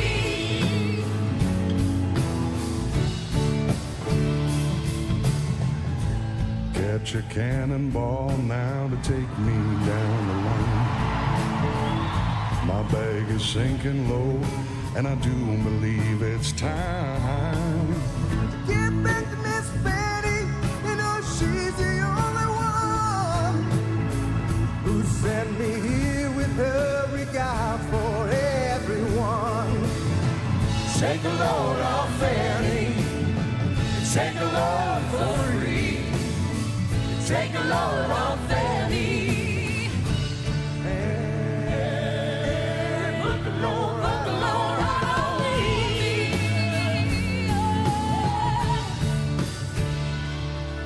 We love you, Robbie. We love you, Oh, it was such a great tribute to Robbie Robertson and The Weight. And also, if you see the full performance, you're going to also hear the Gordon Lightfoot cover and performance last night. Multiple artists coming together for If You Could Read My Mind. Now, if you recognize the voice in there, William Prince, people cheering when his dulcet tones took to the mic.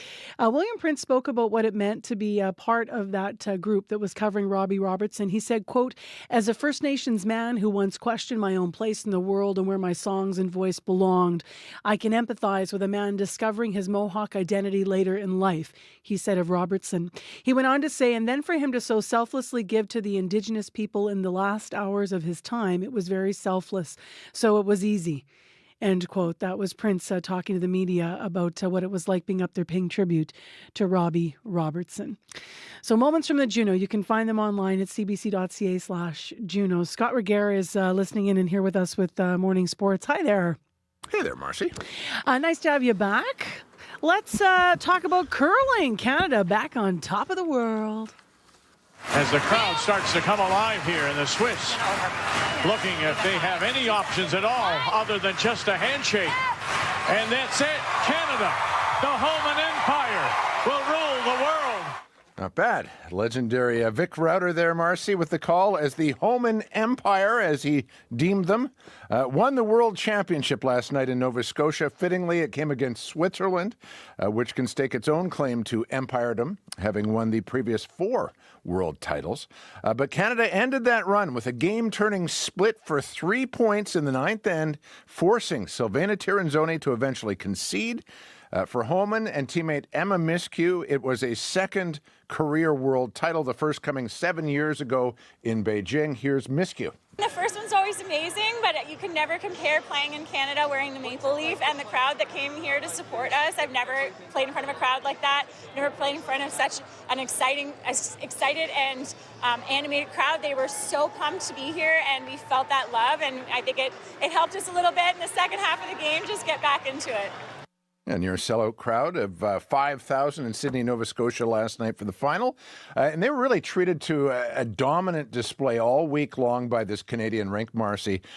During round-robin play, many listening will know that Homan ended Tirinzoni's incredible 42-game winning streak at the World Championships.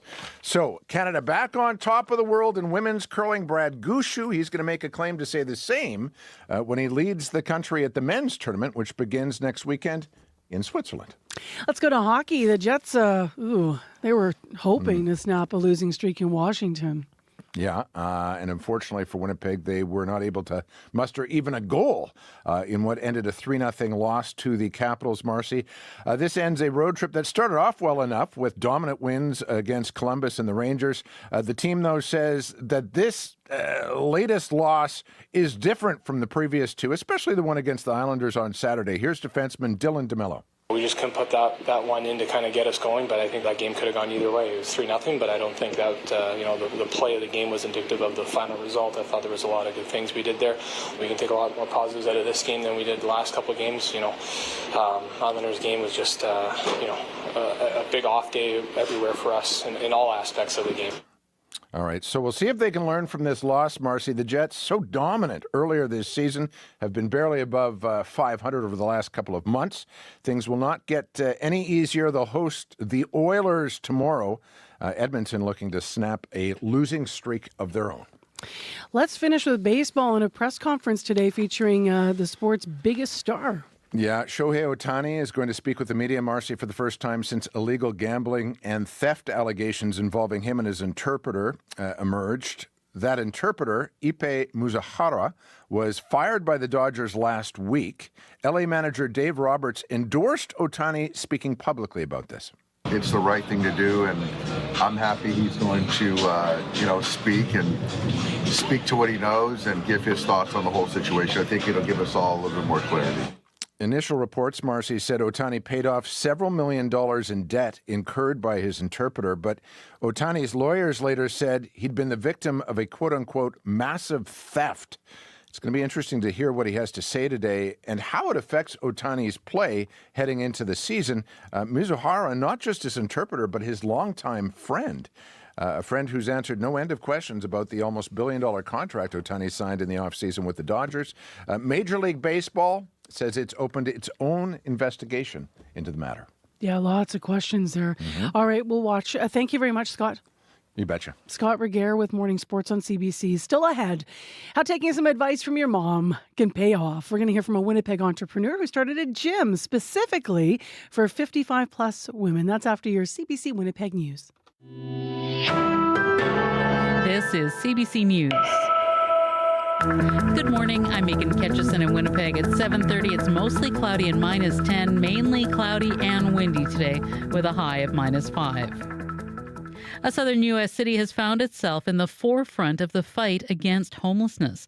Delegations from all over the world, including Winnipeg, have taken trips to Houston to figure out how it's slashed its homelessness rates.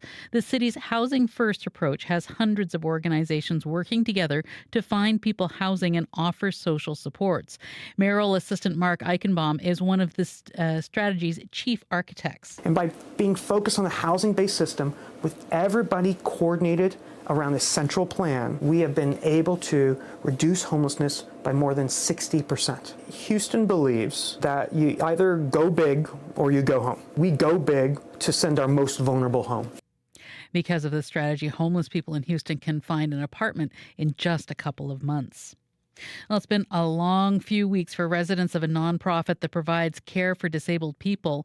Healthcare workers with 1010 Sinclair Housing went on strike earlier this month. Miles Taylor lives in the Focus 4 block on Gary Street. He's grateful to the agencies who stepped up to help, and he says residents have always supported the regular workers, but he's disappointed in some of 1010 Sinclair's board members in wake of the strike ending. I understand the tight position they were in terms of negotiation and all the obstacles they had in front of them regarding negotiation, but that does not excuse the abysmal failure of the rolling out of safety net care and contingency care. Taylor says the strike was frustrating, and then the last few weeks felt like years. Brandon police say bike thefts there jumped more than 30% in 2023 after dipping below average in 2022. Police are warning this number could rise this year. Cara Tully and Jasmine Cron had their bikes stolen from outside their apartment last fall. Tully says it's been hard getting around Brandon without her trusty bike. She's still saving up to get a new ride and said job options are limited for her without bike transportation. I feel like this whole situation kind of just made me a bit jaded, I guess, and it's like a violation of your privacy, and it makes you mad. Brandon police say owners should lock up their bikes, take photos, and know the serial number. These steps make it easier to reunite with stolen bikes. A 32-year-old has been charged with stealing more than $10,000 in grocery store items, including meat. Winnipeg police say on Thursday they were investigating another matter when they came across a suspect who had a number of warrants against him. He was arrested without incident. Investigators say he's linked to more than 24 cases where the suspect would go into grocery stores and take a large quantity of meat products. In some cases, the suspect would assault employees or threaten to use pepper spray on them. He faces numerous charges, including 18 counts of theft under $5,000. 2 cats died in a house fire on Manitoba Avenue last night. Fire crews were called to the 2.5-story home in the 300 block around 6:30 last night. Heavy smoke was coming from the building. The people living there got out safely. Firefighters found the 2 deceased cats inside. Because of the damage to the home, they were helped by emergency social services to find a temporary place to stay. The cause is under investigation. Classes are canceled today at the University of Winnipeg. In an email, the university says there is a service outage on campus. That means WebAdvisor, Nexus, and Colleague are unavailable. The university's email is working. It says the team is working to restore service, but there's no ETA on when that will happen. So again, no classes today at the U of W. In international news, 4 suspects in Friday's attack on a Russian concert hall appeared in a Moscow court.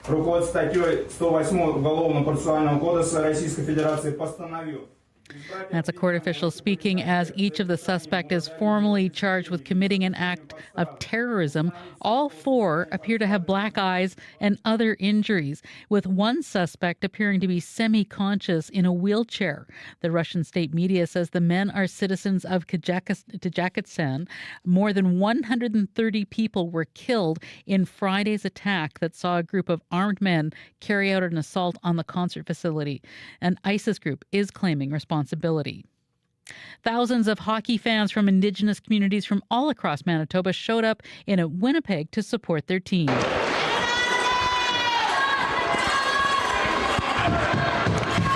68 teams came to the city for the 34th Manitoba Indigenous Minor Hockey Tournament this weekend. Organizers say it's a way for kids to build up their self-confidence and memories that will last a lifetime. Harley Chartrand is coaching with the Minneogaby Anishinaabe U Under-9 team. I played here as a kid back in the early 2000s and late 90s growing up, and it feels really good to have our community represented here again. I think they're feeling pretty good. It builds a sense of community for our players to be here playing. Tournament wrapped up on Sunday. Organizers say more than 5,000 people came out. And that's the CBC News from Winnipeg. For more on these stories, you can go to our website at cbc.ca/Manitoba. All right, thanks, Megan. Thank you. Let's get into your regional forecast for spring break. Abby's in with all the details. We are seeing partly cloudy skies outside. It's minus 10 degrees. It's a brisky north blowing wind. You should expect a high for today to reach a high of minus 5 despite that cloud we're seeing. Heading west to Brandon, it's currently minus 12. We'll be seeing a mix of sun and clouds for folks in Brandon. The high for today is around minus 7 degrees. Now, with the wind chill you're feeling this morning because of that north blowing wind, it's actually feeling near minus 20 degrees. So that's also that factor of a risk of frostbite involved. Moving north to Thompson, it's chilly at minus 33. It is also clear.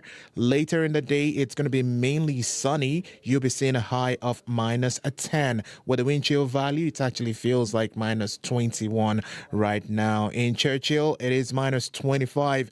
Today we'll also have mainly sunny skies. The high will hover around minus 13, but with the wind chill, it's going to feel like minus 38 this morning. So another warning, you might want to watch out for frostbite. In Dauphin, down in Dauphin, it's currently minus 16 and cloudy. Anticipate a mix of sun and clouds later in the day, and the high will be near minus 9, with the wind chill feeling like minus 26 this morning.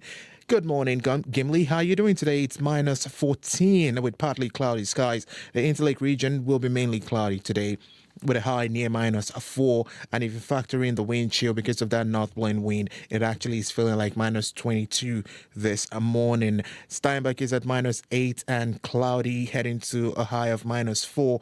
And Morris is at minus 7, heading to a high near minus 4. Winnipeg, we will see a high of minus 5 today. Thanks, Abby. You're welcome. Well, I'm a left. Sorry, I still have Junos in my head last night. We haven't even talked about Maestro Fresh West. Oh, yeah. That was my cue for you. You were on my left. But Maestro Fresh West last night, I loved Cardinal Official's intro. I thought it was super awesome. Maestro Fresh West is this year's Hall of Fame inductee. He also performed last night, Let Your Backbone Slide, and then a whole medley of things, and I thought it was awesome. You gave me some serious FOMO. I didn't. Full confession, I didn't watch last night. It was so good. I was at Rona with a 1-year-old walking through, looking for a lock because you can open doorknobs now. So I had to go get little locks for some of our doors. So that was my... Probably not as exciting as the Junos. I gotta say, I feel like I've said this before. Post-pandemic, all of the live award shows, they're coming back in a. Maybe performers are just grateful to be back in this live performances. I know it's been a few years since we've had live Junos, but I think people don't take it for granted maybe as much as they used to. I don't know. They're just hitting it out of the park. So Corey is on my left and here with our forecast. Not our forecast, our traffic. Yeah, and it's been really quiet. I haven't heard anything on the commuter line yet this morning. I can tell you the streets are pretty clear. No major issues out there to report. But if you do see something going on out there, if you're walking, biking, driving, you see something, you see a brand new pothole you'd like to tell me about, let me know. I'll let folks know to go around it. 204-788-3093. Well, up next on the show, a great story of inspiration if you're listening to us while working out. They say it's a good idea to listen to your mother. For Winnipegger Emily Parks, taking her mom's advice helped her build a thriving business and a tightly knit community at the same time. When Parks' mom said that she did not feel comfortable in the big box gyms, she suggested Parks start a business that caters to older women. So she listened to her mom. And in 2017, she opened up 55 Fitness in South Winnipeg. The CBC's Wendy Parker checked out the women's gym by attending the morning balance class this week. Okay, let's get right into it. Make sure you're spread out. You got enough room there. Arms and legs into it. Let's take those arms up, reach them up and down. What Deep breath made you in. decide to open a gym specifically for older women? Well, my mom at the time, she was looking for a gym to go to, and she had tried some big box gyms. At the time, she was just a little over 60 years old, and she felt like she just didn't quite fit in to that big box gym. And so she was like, Emily, you should try and open up a gym for people my age that, I feel really welcomed at, a gym that would be for a group of women that would all have the same common interests, that they could work out, they could meet for coffee afterwards. They all are going through the same things, being 50 plus, and we have ladies here at the gym ranging in age from 50 all the way up to 80 years old. Shoulders back, big shoulder rolls, up and around. Good, take it forwards, around. 2 more. Last one, back. And so what wasn't she getting from other gyms that she was going to? I feel the community aspect. Here at 55 Fitness, we're a small gym, so we have small sizes of classes. So it's really one-on-one training throughout the class. We really specialize in people that come that has osteoporosis or osteopenia, that have arthritis, rheumatoid arthritis, specializing in modifications throughout the classes. Good. Nice, Evelyn. Good job. Good. Keep that left hip, knee, foot in line. My mom was trying out the big box gyms and she just wasn't getting what she wanted from them. The pace of the class, it was too fast for her. She would go into these gyms and there'd be people in their teens, 20s and 30s, right? She felt like, people with little crop tops or little shorts, and she wanted to just fit in. And so she wanted a gym where she could feel welcomed, a bunch of ladies that are her age, and a class that was a pace for her. My name's Carrie Cahoot. What made you decide to come to a gym specifically for older women? I've gone to gyms all over Canada, and I have never, ever felt the way I have in this gym. It is just really something for the mind, body, and soul. Tell me about the community you built here. Everybody wonders where you are if you're not here, how you're doing each day. Everybody is so genuine and so caring here. Yeah, it's really is something, this sense of community here. And so take me to actually working out. You're in the class working out. What is that like? What does it feel like? Here we go for 8. Yes, 6. Keep going. 4, 3, 2. Now turn to your right. Go for 8. Yes, really fast. That's it. 4, 3, 2. Oh, big smiles. We sing and we yahoo each other and atta-girls, and yeah, it's good. It's fun. We always end up with a smile out of here. Try that again. Knees. Adding a jump if you like, and roll. 4, 3, 2. Wide in air. Last time. Out and in, and march. Monica McCangus. I was always busy taking my kids to be fit, and I never did anything for myself, and I thought this was something in my sort of early mid-50s that I could do for me and really work on my strength. And why did you choose a gym that caters to 55 plus women? Interesting. It's funny, we have about a 25-year spread between the people that I've become friends with and work out with. You have more in common maybe with the people 25 years older than you when you're 50 than 25 years younger. And you feel more confident working out with them, and we have the same goals and we encourage each other, and it just it seems like an easier fit. You don't want to miss it.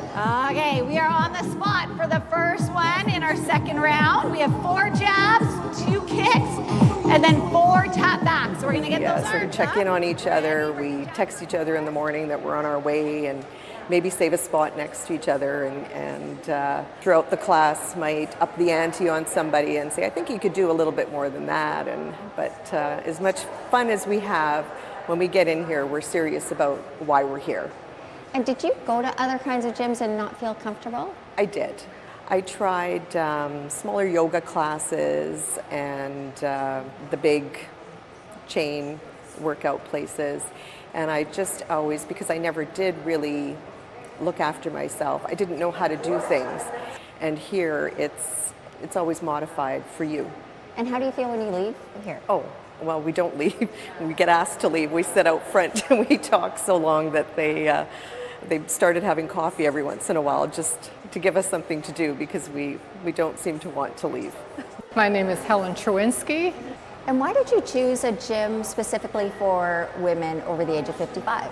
Well, I'm getting older and I have retired and it was something to do. And have you ever been to other gyms? No. This is an amazing community. I've been here for several years now, 5 years, and I have the best peeps ever. We're a great community, we're a great social group. In fact, for my 80th birthday, they surprised me with this sweatshirt that says, better to be the oldest in the gym than the youngest in the nursing home. So it's great. It was the best 80th gift I ever got. Last 5, 3, 2, 1, and release. Yes, good job. Helen Cherwinski, Monica McCangus, Carrie Cahoot, and Emily Parks at 55 Fitness. It's a gym for women aged 55 and older located in South Winnipeg in the Sterling Lion Business Park. Thanks to CBC's Wendy Parker for that story. Ever hear a really good radio show and fall in love right away? Fall in love at first listen with the CBC Listen app. Find CBC radio shows like As It Happens and Now or Never and stream them anytime, anywhere for free. Download CBC Listen today. Well, it's quiet out there. First day of spring break and the commute is cooperating. You can really feel, at least in the downtown, watching the morning, watching the city wake up is the vantage point that we always have here on the show. And it is quieter through the downtown with spring break. Wondering if you're going to be out and about today? Well, you can do whatever you want with the kids, but you're going to need some layers. It's -10 is the temperature, a high of -5 and mainly cloudy for the day. It will be a little bit windy though, winds north 30 to 50. And if you're looking for a better day this week, the whole week kind of looks like highs of -6, -2s and 1s, so it'll get a little bit milder. And Thursday we'll have some sunshine in between there. We might see a little bit of snow, but today's pretty straight ahead forecast-wise. Well, Anne Murray was the first to take to the stage last night after Nelly Furtado's opening number, and she got a rousing ovation last night in Halifax when she welcomed the audience to the 53rd Annual Juno Awards. Canada's original snowbird grew up in Spring Hill, Nova Scotia, and has won a record 25 Junos. As mentioned, after Nelly Furtado opened the awards with her medley, Anne Murray gave this speech. Some of you may be too young to know very much about me, but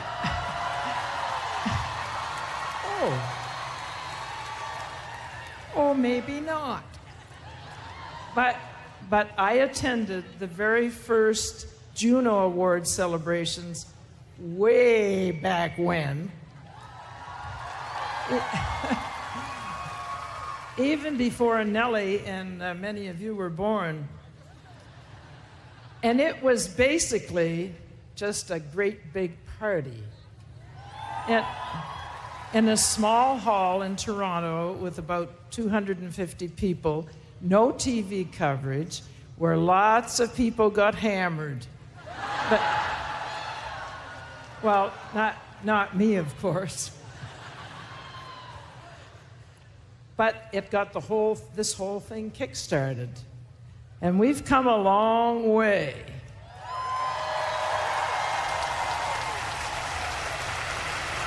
I won a couple of awards that night, and since then I'm proud to say I've won a pile of them.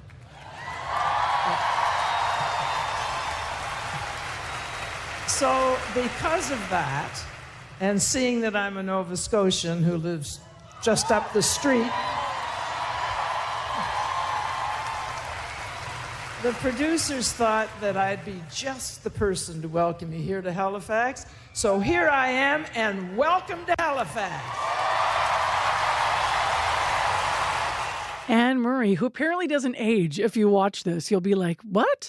Anne Murray welcoming the audience last night on CBC. It was carried live, the 53rd Juno Awards last night in Halifax. If you want to watch that and other highlights, cbc.music.ca/Junos. We've been celebrating moments this morning. And so coming up after 8, we'll talk once again about the artists locally who were nominated. Congrats to all the Manitobans. James Ennis, William Prince winning Junos over the weekend. Begonia putting in this beautiful acoustic version of Butterfly, one of her original songs in the Saturday night performances. And then other history that was made last night at the Juno Awards. I just want to pull up this other highlight here in case you missed this. In an unprecedented moment in Canadian music, a Punjabi artist made history with a victory at the 2024 Junos last night. I'm talking about Karan Aujla, who won the 2024 TikTok Juno Fan Choice Award, breaking boundaries for a community that's not traditionally recognized in that space. And he also put on a great live performance last night. So stay tuned. We'll have more Juno highlights coming up for you here on CBC after 8 o'clock. I am Marcy Marcusa, and next on the program, let's turn our attention to more serious matters. The Mennonite Central Committee of Manitoba has sent a truckload of emergency food to Gaza, and it just crossed the border last week. Now, the shipment carried locally purchased food like chickpeas, lentils, rice, canned meat, fish, and beans. They say the food will help feed the 695 families displaced specifically in tent camps in locations between Gaza City and Rafah, known as the middle area of the Gaza Strip. Bruce Gunther is live in studio with us. Bruce is the Disaster Response Director for MCC. Good morning. Good morning. Thanks so much for having me. Tell me a little bit about the desire to send this food over and the process that it would have taken to get it to the people. Yeah, so first of all, just the need is massive, right? So we have 95% of the population in the Gaza Strip that are facing critical levels of food insecurity, and over 30% face catastrophic levels of hunger. So that is, in a report last week, that the conclusion is that famine is either occurring or will soon occur in Gaza, which is absolutely devastating. So we've been working for months and weeks to get food into Gaza. So once we had funding available in January, we were able to then explore options, and our best option was to get that food through what's called the Jordanian corridor, so from Jordan into southern Israel and then into the Gaza Strip. Food was ready to leave by February 22nd. Our team inspected that, and then we're just waiting in the long queue with many other trucks that are trying to get into Gaza. So it took about a month for us to get from Amman to southern Gaza. That's about the distance between here and Brandon, or less than that distance. And that's inspected along the way and loaded and offloaded 3 different times for inspection. So last week, finally, we were able to get that food in. And I just got word last night that the distribution started over the weekend. So just very grateful for that urgent food has been able to reach Gaza now. How does what you're seeing in terms of hunger and how the situation's been changing, how does that resonate with you working in the area of humanitarian aid over the years? It's unprecedented. Like the scale is both massive, and the acuteness of people's hunger is, more like I've never been encountered a situation where we've gone from a level of food insecurity to declaring that famine in such a short period of time. That's usually like a years in the making kind of scenario. And it's entirely preventable. So we need to get more food into Gaza, and it's all of our obligation as an international community, and especially the government of Israel, to ensure that we prevent famine in Gaza and that we prevent genocide in Gaza. Would the situation be happening that quickly because people were already hungry, or because the amount of aid getting in was non-existent for weeks and weeks when the war started? I'm just trying to get a sense of the speed at which this went from humanitarian need for food, as you said, to a situation that could be famine. Yeah, so Gaza has been under embargo for, I think, now 17 years, and now that embargo has been tightened since October. And then now, because of the huge devastation and displacement, people are much more vulnerable. But then aid can't get in quick enough to help that very vulnerable population. And because of the embargo, it's really critical. We're not able to purchase supplies locally. We were doing that at the beginning. We were able to distribute food at the beginning to get support to folks, but now there's just not availability of food to distribute locally. How many trucks are backlogged right now when you think about pre-crisis and then now, in terms of the flow? How many trucks get in, and what would this have been like before? Yeah, so pre-crisis there was about 500 trucks entering Gaza per day. That would include anything like normal items. But now, since the crisis began, that's been on average, in the last month, it's been about 150 trucks a day. And of course, the need is huge. So presumably there would be a need for more trucks than pre-crisis now. So it's just, that's why you see these airdrops happening, but we don't need that. We need the border to be opened, and we need it to be facilitated that more trucks can get in. The need is massive. So it's very frustrating as a humanitarian worker that, our focus is on that humanitarian imperative to ensure that people get the food that they need and that they're protected. And there's this literally roadblock. Where are you at right now? I know you have plans to send more food despite the challenges that you've been outlining. Do you have a shipment already on the way, or you're in a process right now of what's going to come next? Great. Yeah, we have 5 subsequent distributions that are going to be happening that will increase to over 2,000 households. We hope to do more.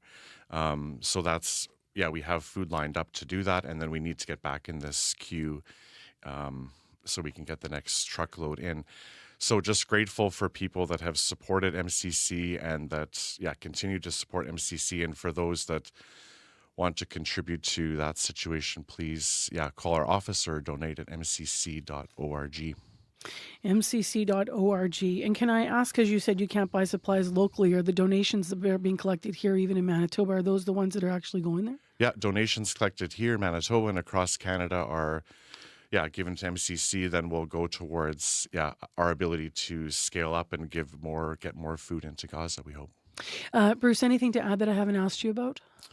Yeah, I just want to say that during this week, this is Holy Week, this is also Ramadan, that we want to pray for our sisters and brothers in Gaza, and we ask that people think of them, and that we all, as an international community, as Manitobans, that we demand that that there be an end to this famine situation in Gaza. It's all of our responsibility to prevent that. And so we need to work together in order to get food to where it's needed most. Appreciate you coming in. Thank you. Thanks so much for having me. That is Bruce Gunther, the Disaster Response Director for MCC. As he mentioned, if you want to learn more about their efforts in Gaza, mcc.org is where you can go online. It is 3 minutes to 8 o'clock. Let's go to Megan Ketchison, who's in for Heather Wells with news headlines. Well, good morning. A 32-year-old has been charged with stealing more than $10,000 in grocery items, including meat. Winnipeg police say on Thursday they were investigating another matter when they came across the suspect. They say he's linked to more than 24 incidents where the suspect would go into grocery stores and take large quantities of meat products and threaten staff.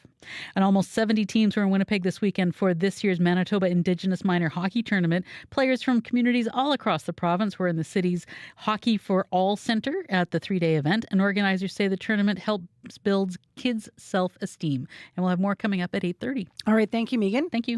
-10 in Winnipeg, mostly cloudy. The high today -5. It's going to be a little windy this afternoon. In Brandon right now, partly cloudy, -12. Thompson's clear and -33. You got a long way to go to get to your daytime high because it is also -10. But you'll have some sunshine up in Thompson today to start your Monday. Coming up on the program after 8 o'clock, Public Health announced last week they've tracked a recent salmonella outbreak back to a surprising source: geckos. After 8, we're going to hear from a retired biologist about why he says he was not surprised by the announcement. He'll tell us the best way for lizard lovers to keep themselves healthy. And there are 3 infections here in Manitoba. Just to update those numbers for you, the Public Health Agency said as of March 22nd across Canada, there were 35 cases of salmonella infection. So stay tuned. That's coming up after 8 o'clock on the show. And if you're watching on YouTube, I understand he's going to be bringing in a really old turtle as we have this conversation. So we'll learn about that as well with his friend in tow.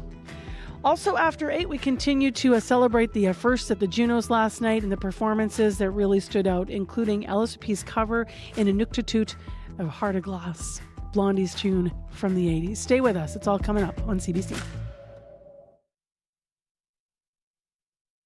Today on Q. Mom's not doing so good, Trace. I'm AC Rowe, sitting in for Tom Power. Director and producer Kelvin Redfers has just created something new, a thriller made by an Indigenous director and producer and an Indigenous star. Kelvin will tell you what it's meant to him to make this film. Q, this morning at 10, 10:30 in Newfoundland, and on the CBC Listen app, or wherever you get your podcasts. The CBC News is next. Coming up in half an hour, it's The Current with Matt Galloway. Cold plunges are the latest trend wellness fans are diving into, and also the latest that exercise scientist Nick Tiller says may not actually live up to the hype. How to judge the products in an industry that faces little regulation, coming up on The Current. This is World Report. Good morning. I'm Marcia Young. Today is a multi-million-dollar deadline for Donald Trump. He has to pay a $464 million bond. It comes from a civil fraud case against the Trump Organization. The former U.S. president is also expected in court today on a different case, one of the 4 criminal cases being brought against him. The CBC's Richard Madden joins us from Washington with more. Richard, take us through these 2 very different cases today. Yeah, it's a consequential day for the former president, and both are taking place in New York.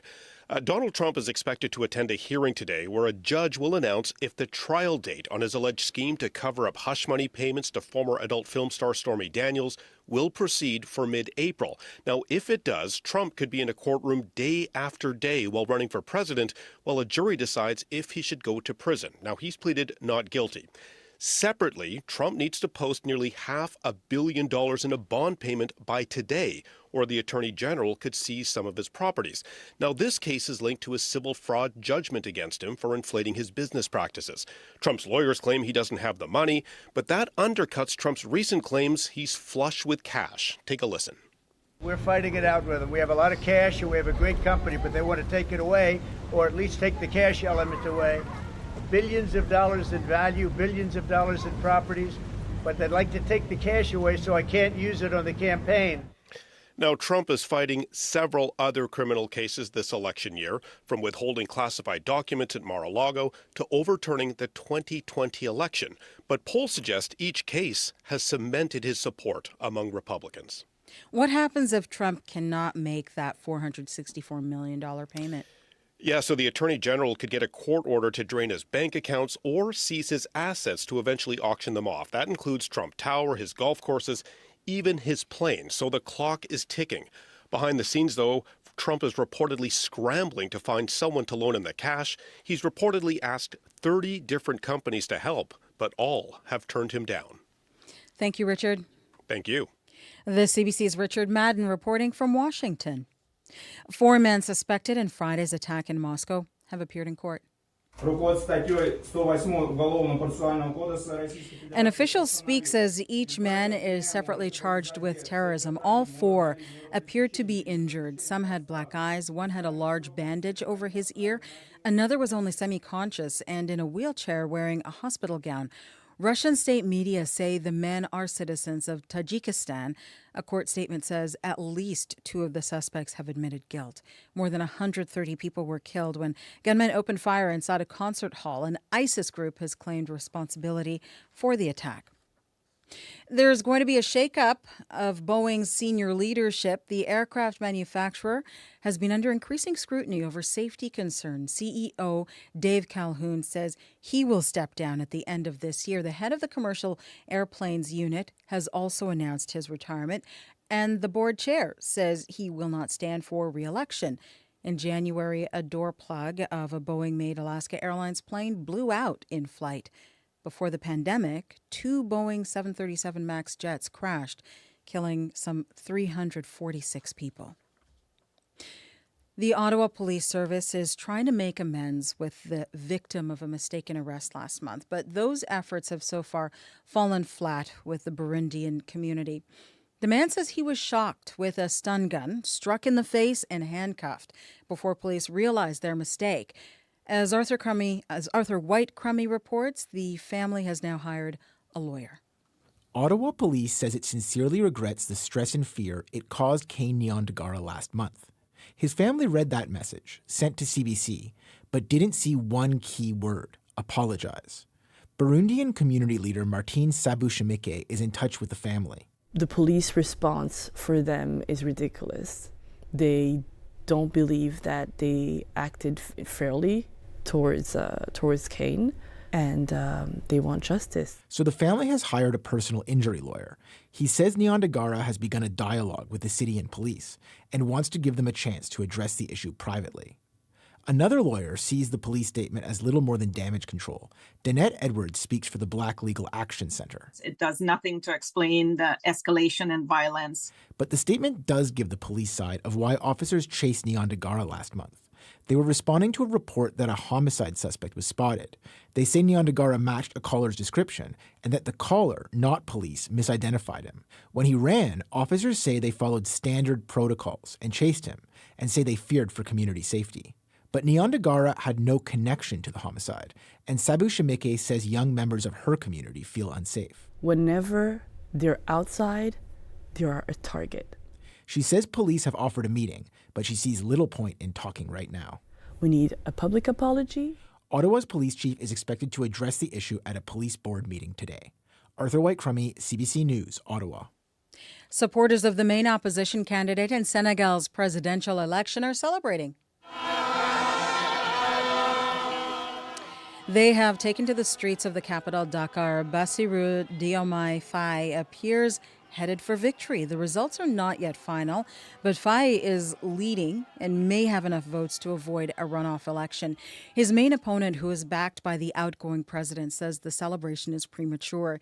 Yesterday's election in Senegal was peaceful. It follows weeks of violent political protests that erupted when the president tried to delay the vote until December. Venezuela's main opposition party has named its presidential candidate for the upcoming election. The vote is not until July, but the deadline to get a name on the ballot is today. Opposition parties claim officials have been blocking their efforts to register candidates to take on President Nicolas Maduro. Freelance journalist Manuel Rueda has more. Time is ticking for Venezuela's opposition. Candidates for this summer's presidential election must be registered by this evening. But since being named the alternate candidate in place of opposition leader Maria Corina Machado, Corina Lloris has been barred from officially registering her candidacy. Machado is the most popular opposition leader in Venezuela and regularly defeats President Nicolas Maduro in opinion polls. She was banned from running for office by Venezuela's Supreme Court, which is stacked with Maduro loyalists. So with elections looming, Machado picked a replacement, an academic with whom she shares a name. With God's help, we have found the correct person, Machado said in a press conference on Friday. She's Dr. Corina Lloris. The philosophy professor has never been elected for office and only had 1,000 followers on social media before becoming the opposition's candidate. Many in Venezuela believe that she was selected largely because of her loyalty to Machado, and also because of her name. Together, we will recover our liberty and our dignity, Lloris said after her candidacy was announced on Friday. The opposition say they have been unable to enter Lloris's details on a website where candidates must be registered by this evening. They've asked for a 3-day extension to sign up their new candidate. Manuel Rueda, CBC News, Bogotá.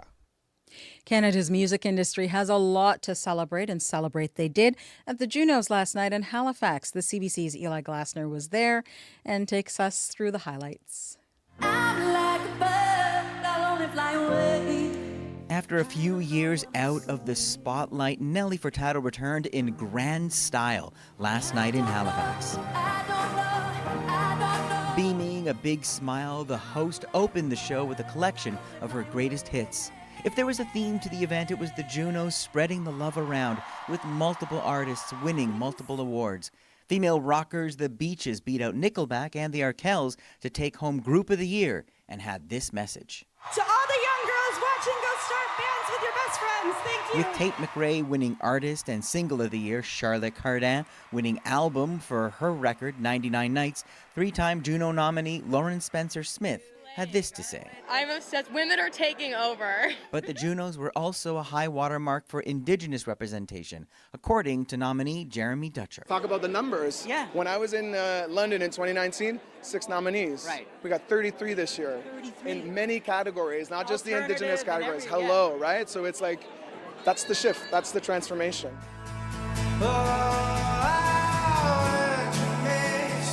And in an outfit that blended the Game of Thrones with high fashion, Ottawa artist Talk belted out his hit Runaway to Mars and took home Breakthrough Artist of the Year. Eli Glasgow, CBC News, Halifax.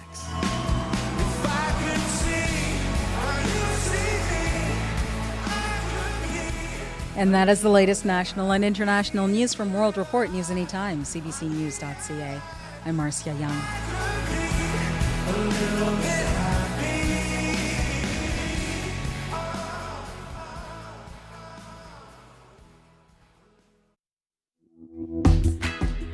There were so many great performances last night. I loved Talk. I loved Alyssa P. In a Inuktitut with Blondie's Heart of Glass. We're going to get some more music on this half hour. Stay with us. And good Monday morning. I'm Marcy Marcusa. This is Information Radio, your morning show on CBC, 89.3 FM, 990 AM on the app or on YouTube. We'll get into your spring break forecast in a moment. Still going to stay below zero for most of the week. Well, this half hour on the program, we're going to hear from a retired biologist about public health's recent warning to gecko owners. He's brought a special guest with him, a turtle, to sort of illustrate some of the pros and cons of keeping reptiles as pets, but primarily also about safe handling, because public health announcing last week, of course, they've tracked that salmonella outbreak back to geckos. So stay tuned. That's going to be in studio and on YouTube coming up.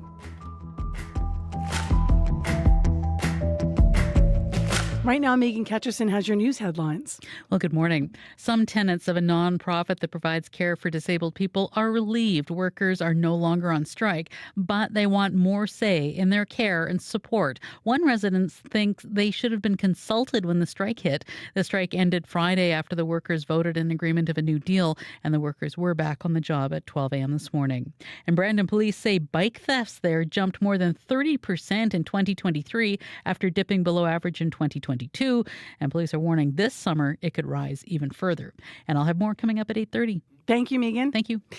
Abby Adeyemi has a forecast looking for today. Still chilly outside. Currently, Winnipeg is sitting at minus 11 degrees with clear skies and some clouds patches here and there. But don't let that cloud catch you off guard. Throughout the day, we will definitely see this mainly cloudy conditions with that brisk northern wind that I've been mentioning all day. It's actually gusting all the way to 50 kilometers per hour. So you need to brace yourself against the chilly breeze you'll be experiencing as you commute. We are looking at a high of minus 5 degrees today. And as we glance into tonight's forecast, anticipates mainly cloudy skies to continue with a chance of flurries. The wind will shift northeast, remaining quite blustery, and the temperature is going to be dipping to minus 11 degrees as we are currently. In Brandon, it's a bit warmer at minus 12 with partly cloudy skies. Thompson is at minus 33, and Dauphin is at minus 16. Thank you, Abby. You're welcome. Time for the commute news. It's been a little quiet because of spring break. Anything happening, Corey? No, real spring breaky out there today. Just don't make sure you don't spring breaky your car on any of those potholes out there, though. I did that last week. Oh, really? Unavoidable Empress stereotype. Yeah, the heat shield kind of came a little bit loose and one of the bolts came off. Yeah, it wasn't so much a pothole. It was created the same way, but it was almost like I didn't notice it because there was a shift in the pavement, and it was almost more like a drop. Yeah. Than when you're looking ahead and see a hole. So you're absolutely right to give that advice. Yes, so that's the biggest issue out there right now. And if there's any fresh ones you want to give me an update on, that's feel free to give me a call on the CBC commuter line, walking, biking, driving. Give me a call, 204-788-3093.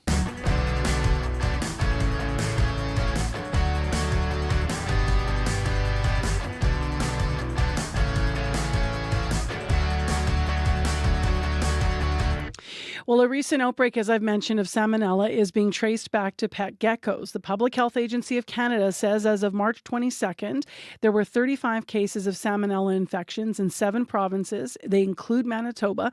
We have 3 confirmed cases that have been reported. Now, officials are warning gecko owners and anyone else visiting homes with geckos to practice good hand hygiene to avoid being infected. Doug Callicutt is a former biologist. He's worked with many reptiles over the years. He says the risk of catching salmonella from reptiles is nothing new, but it's also easily avoided. So Doug is here with a friend this morning to talk about that. Hi, Doug. Hi, good morning, Marcy. Who is in the ice cream pail beside you? Oh, Simone, the red-eared slider turtle, is with me. I didn't have a gecko to bring along with this. How long have you been friends with Simone? Simone turns 55 this year. I got her with some money from my grandmother when I was 12 years old. Wow, longtime friend. How long does it, what kind of a turtle is this? Well, she's a red-eared slider, which is the one that was very common in the pet trade years ago. Okay. And how long do they live? We'll see. She may well outlive me, so. 55. Yeah. She's getting the seniors discount now. Yeah. I'm on my way there too, Doug. So she is about the size of, is she about maybe 10, 12 inches around, I would say, with a hard shell exterior? Yeah, front to back, she's probably 8 inches, about 20 centimeters or so. Now, to illustrate, and we're going to obviously talk about the geckos, the reason you hear the salmonella, but why don't we do this first? Because you're going to illustrate safe handling of any reptile. So why don't we do that? I know you know where the camera is for the YouTube folks. And take Simone out of there and then show us how you're handling her. She's hibernating right now, right? Yes, she just spends the winter in the cool basement in a tub. There she is. That I have. Okay. Here she is. So you're being very careful, picking her up with one hand. She's inside. Yeah, I mean, look at her little face. Most of the pet reptiles and that don't really like being handled. Yep. They'd just as soon be left alone, and I don't handle her any more than I have to. Got it. Can you hold her up there and show her to that camera there? Sure. I'm going to have a look. Yeah, she's not going to be active and poking around because she's No. half asleep. I woke her up this morning. So. Yeah. So you do touch her though, with your bare hands, and you do put your hands, in the obviously the water gets on your hands and such. Yeah. Will you touch her body too ever, or you're touching just the shell around her? Mainly just the shell, partly because I don't want her to, scratch me with her claws. Got it. So now we'll put her back to sleep in the bucket. Yes. And do you need to cover it up? Oh, see, look No, what you're she's doing. good, but I She's have good. my You're spraying. sanitizer. I noticed you had some out on the visitor tray even too, and it's a good practice. I mean, it's something we all was re-emphasized to us during COVID, how important basic hand hygiene and sanitation is, and that this whole instance has served as a good reminder for pet owners and people in general that this is a potential risk with reptile pets. Salmonella bacteria are sort of endemic in their gut systems. They don't suffer from it. They don't get sick from it. But if that bacterium happens to pass to a human, it can cause some significant illness. Have you, how often do you sanitize it? Like after each and every time that you would handle your pet? I certainly try to remember to do that. Yep. Either a sanitizer or a good hand washing. You brought in a photo here, so we'll hold this up to the camera as well. What is this? Yes, I didn't have a gecko to bring along. This is a shot of a leopard gecko, which is a gorgeous little critter. It's got like an orange skin. Yeah, and one of the reasons Beautiful. people like geckos as pets. But geckos have been reported to be one of the most common carriers of salmonella getting into people. So, What was your reaction when you heard this public health warning about the cases involving geckos? I was kind of wondering why. This is old news. Any biologist or anybody in the pet trade, or hopefully most reptile owners, would know that salmonella is an issue, and you have to take care. It's a minor potential for infection, but something that we should be certainly aware of. It's interesting because some of the cases they were saying, I'm not sure if handling was always involved. What's your sensibility of that? Well, direct handling doesn't have to be involved, but you can transmit, the owner of the pet could transmit the disease to other surfaces somebody could touch. And for the most part, for the average person, it's not likely to be a problem, but even Health Canada recommends that households with very young children, elderly or immunocompromised individuals shouldn't really be around these animals. Geckos, we've already covered this a little bit, but you were saying that turtles can pose the same risk of salmonella, or is it higher in geckos? Basically, all reptiles in the pet trade and amphibians as well have the potential to shed the bacterium and have it inadvertently transferred to humans. Now, a lot of people would have, not a lot of people, some people may have actually, be familiar with getting, sick through eating food when you hear salmonella. Have you ever, given that you've been having reptiles for your whole life, have you ever gotten salmonella from your turtle or other pets?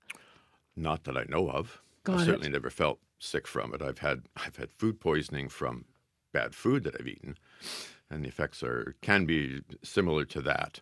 Yep. as far as I understand. But in certain circumstances, there's always the potential for significant illness with salmonella poisoning. Geckos themselves, I don't know if I've handled a gecko before. Are they pets that people would handle readily all the time? Like that's part of the joy of having them? Yeah, they're so cute and cuddly looking. And of course, people do this, and there's a an unfortunate statistic in the report that came out suggesting that more than 2/3 of the people who did get this disease or were exposed to it were women. And the message is, ladies, stop kissing your pet reptiles. They're cute, even in that's the what's going Health on, Canada yeah. warning, it says, do not kiss your pet reptiles. So Wow. So it's just the love of the pet getting away on certainly. us. I But mean, an important look reminder. at this guy, how cute he is. He's Who pretty could cute. resist? But yeah. What's your advice to parents? You said kids and elderly folks potentially. What would you say to them about handling and having these pets and being around these these creatures right now? Well, it's okay to have them, but you need to respect the need for proper hygiene when you're dealing with them. Don't clean the pet's cage and then make dinner. Yeah, it's worth saying though. Sanitizer, washing your hands, even if it's even with the cage, not even just with handling the reptile, right? Yeah, certainly. And remember that the individual who is handling and then handles something else could be leaving the bacterium, and it could be in the cage and in the general environment in your house over time. So It's not just salmonella, right? I mean, there's other diseases or infections that humans have to be aware of as well. yes, there's a variety of them other than salmonella. There's botulism that's produced by a Clostridium bacterium, Campylobacteriosis, with the Campylobacter bacteria, leptospirosis, and I mean there's other things, listeria, things that people have. And same advice, good hand advice. hygiene. Yeah. There may be some people that are saying, why would you have a reptile as a pet if you're going to be at risk of this? What has been the joy of having reptiles in your life and friends like Simone? Oh, just some people really like reptiles and amphibians. I happen to be one of them, and I mean, I've always enjoyed it and never had issues. I mean, the possibilities of serious disease from this are very small. I mean, this announcement that went out, it was like 35 cases over 4 years. Yeah. And only a couple in Manitoba. There's lots of geckos in Manitoba, so I mean, your odds of this are pretty minimal, but still there. So. Anything to add that I haven't asked you about as we're working through this story? I didn't miss anything? I can't think of, other than the fact that this notice has served as a reminder to people and pet owners in general of the potential there, relatively small potential for harm. But it's well known. This is not something new. Yeah. There's even Health Canada notices back from 2013 to the same effect. So just a reminder, as you said, in a hope that maybe it won't actually give reptile ownership a bad name. Yeah, you want to avoid that, and you want to keep people healthy. So just as we learned all our good hygiene habits during COVID, and of course, people are starting to forget those too. So here's a reminder to just take these things seriously. Thank you so much for coming in, Doug, and for bringing Simone with us to us as well. Appreciate it. Oh, thanks, Marcy. That's Doug Callicutt in studio with us, former biologist and reptile expert. If you want to read more about the story that prompted our conversation, you can go to our website nationally at cbc.ca. Your neighborhood, your community, your country, your world, your news that matters. News that belongs to you. Your World Tonight. Every night, 7 days a week on CBC Radio 1. On demand on the CBC Listen app and everywhere you get your podcasts. Right now it is 6. It's 8:23 a.m. on 89.3 FM, 990 a.m. on the app or YouTube. But since 6 this morning, we've been talking all things Juno. If you missed Begonia's live performance of Butterfly over the weekend, Saturday night, check that out online. She performed at the non-televised portion of the Junos, the awards that happened on Saturday night. Also on Saturday night, William Prince winning for Contemporary Roots Album of the Year, picking up a Juno. James Ennis picking up his 12th Juno for Solo Classical musical album. So 2 Junos coming to Manitoba artists. We've been hearing the music and celebrating the moments. So next on the show, let's go to another one of those. I loved this one. This is a performance led by fiddler Morgan Toney and singer-songwriters Jeremy Dutcher and Elissa, with dancing, if you're watching this, by Sarah Prosper. So if you watch it back online, you'll see that. So this is a beautiful performance. It was a multilingual medley of the honor song and then Elissa Inuktitut version of Blondie's Heart of Glass.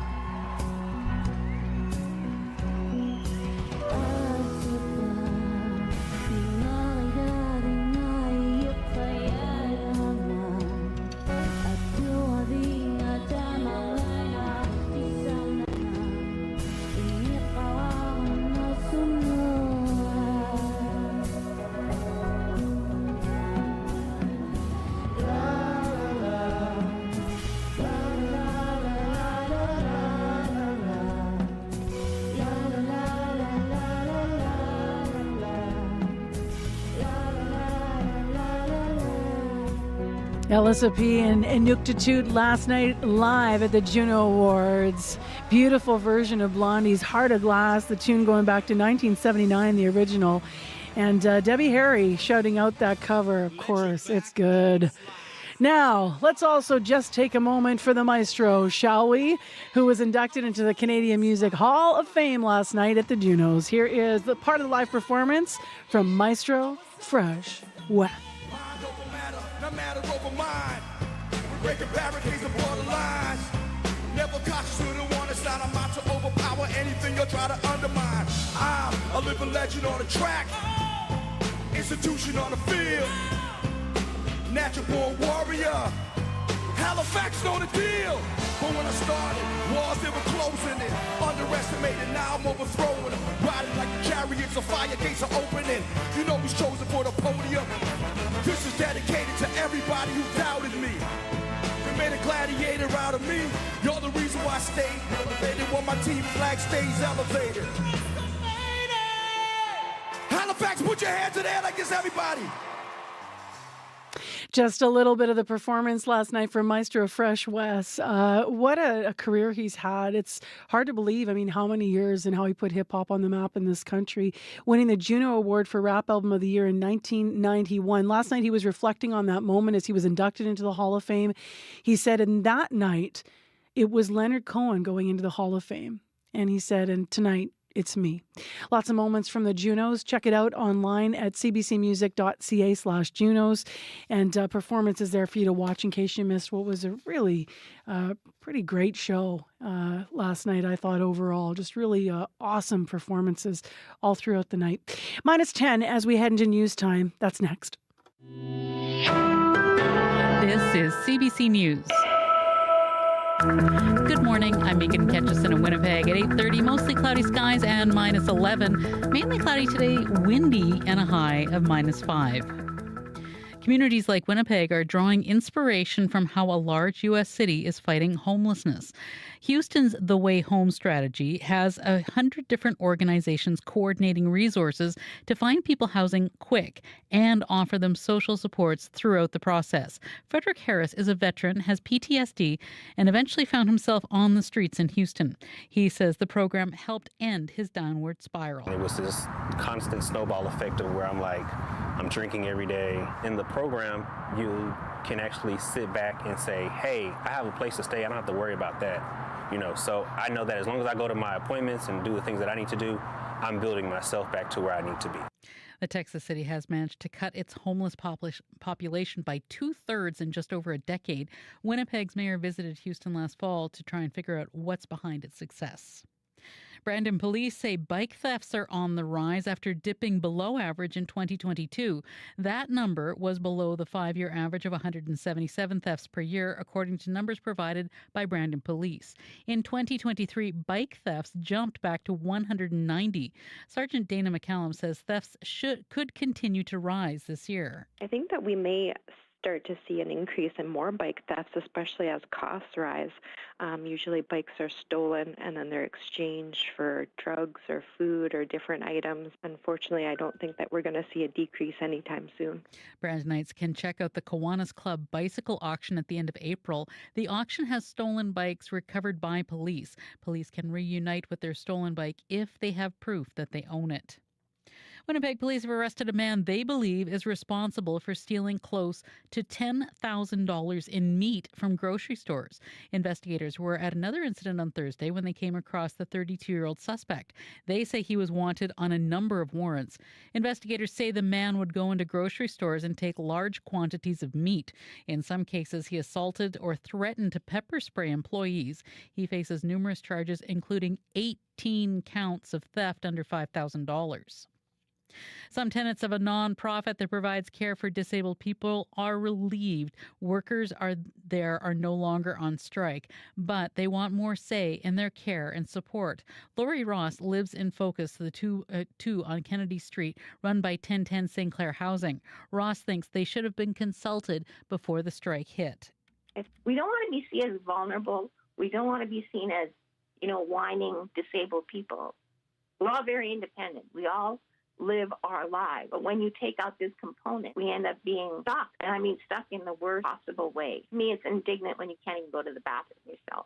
The strike ended Friday after workers voted an agreement of a new deal, and workers were back on the job as of 12 a.m. this morning.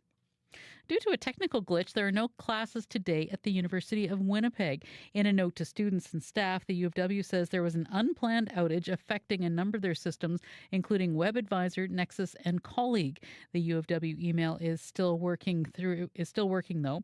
It says there will be no classes while their technology team works to restore the service. The Juno Awards were held last night in Halifax to honor the best in Canadian music. Pop duo Tegan and Sarah spoke out during the ceremony about Alberta's proposed legislation on transgender youth. We are dedicated to confronting any form of discrimination that threatens the well-being of our community.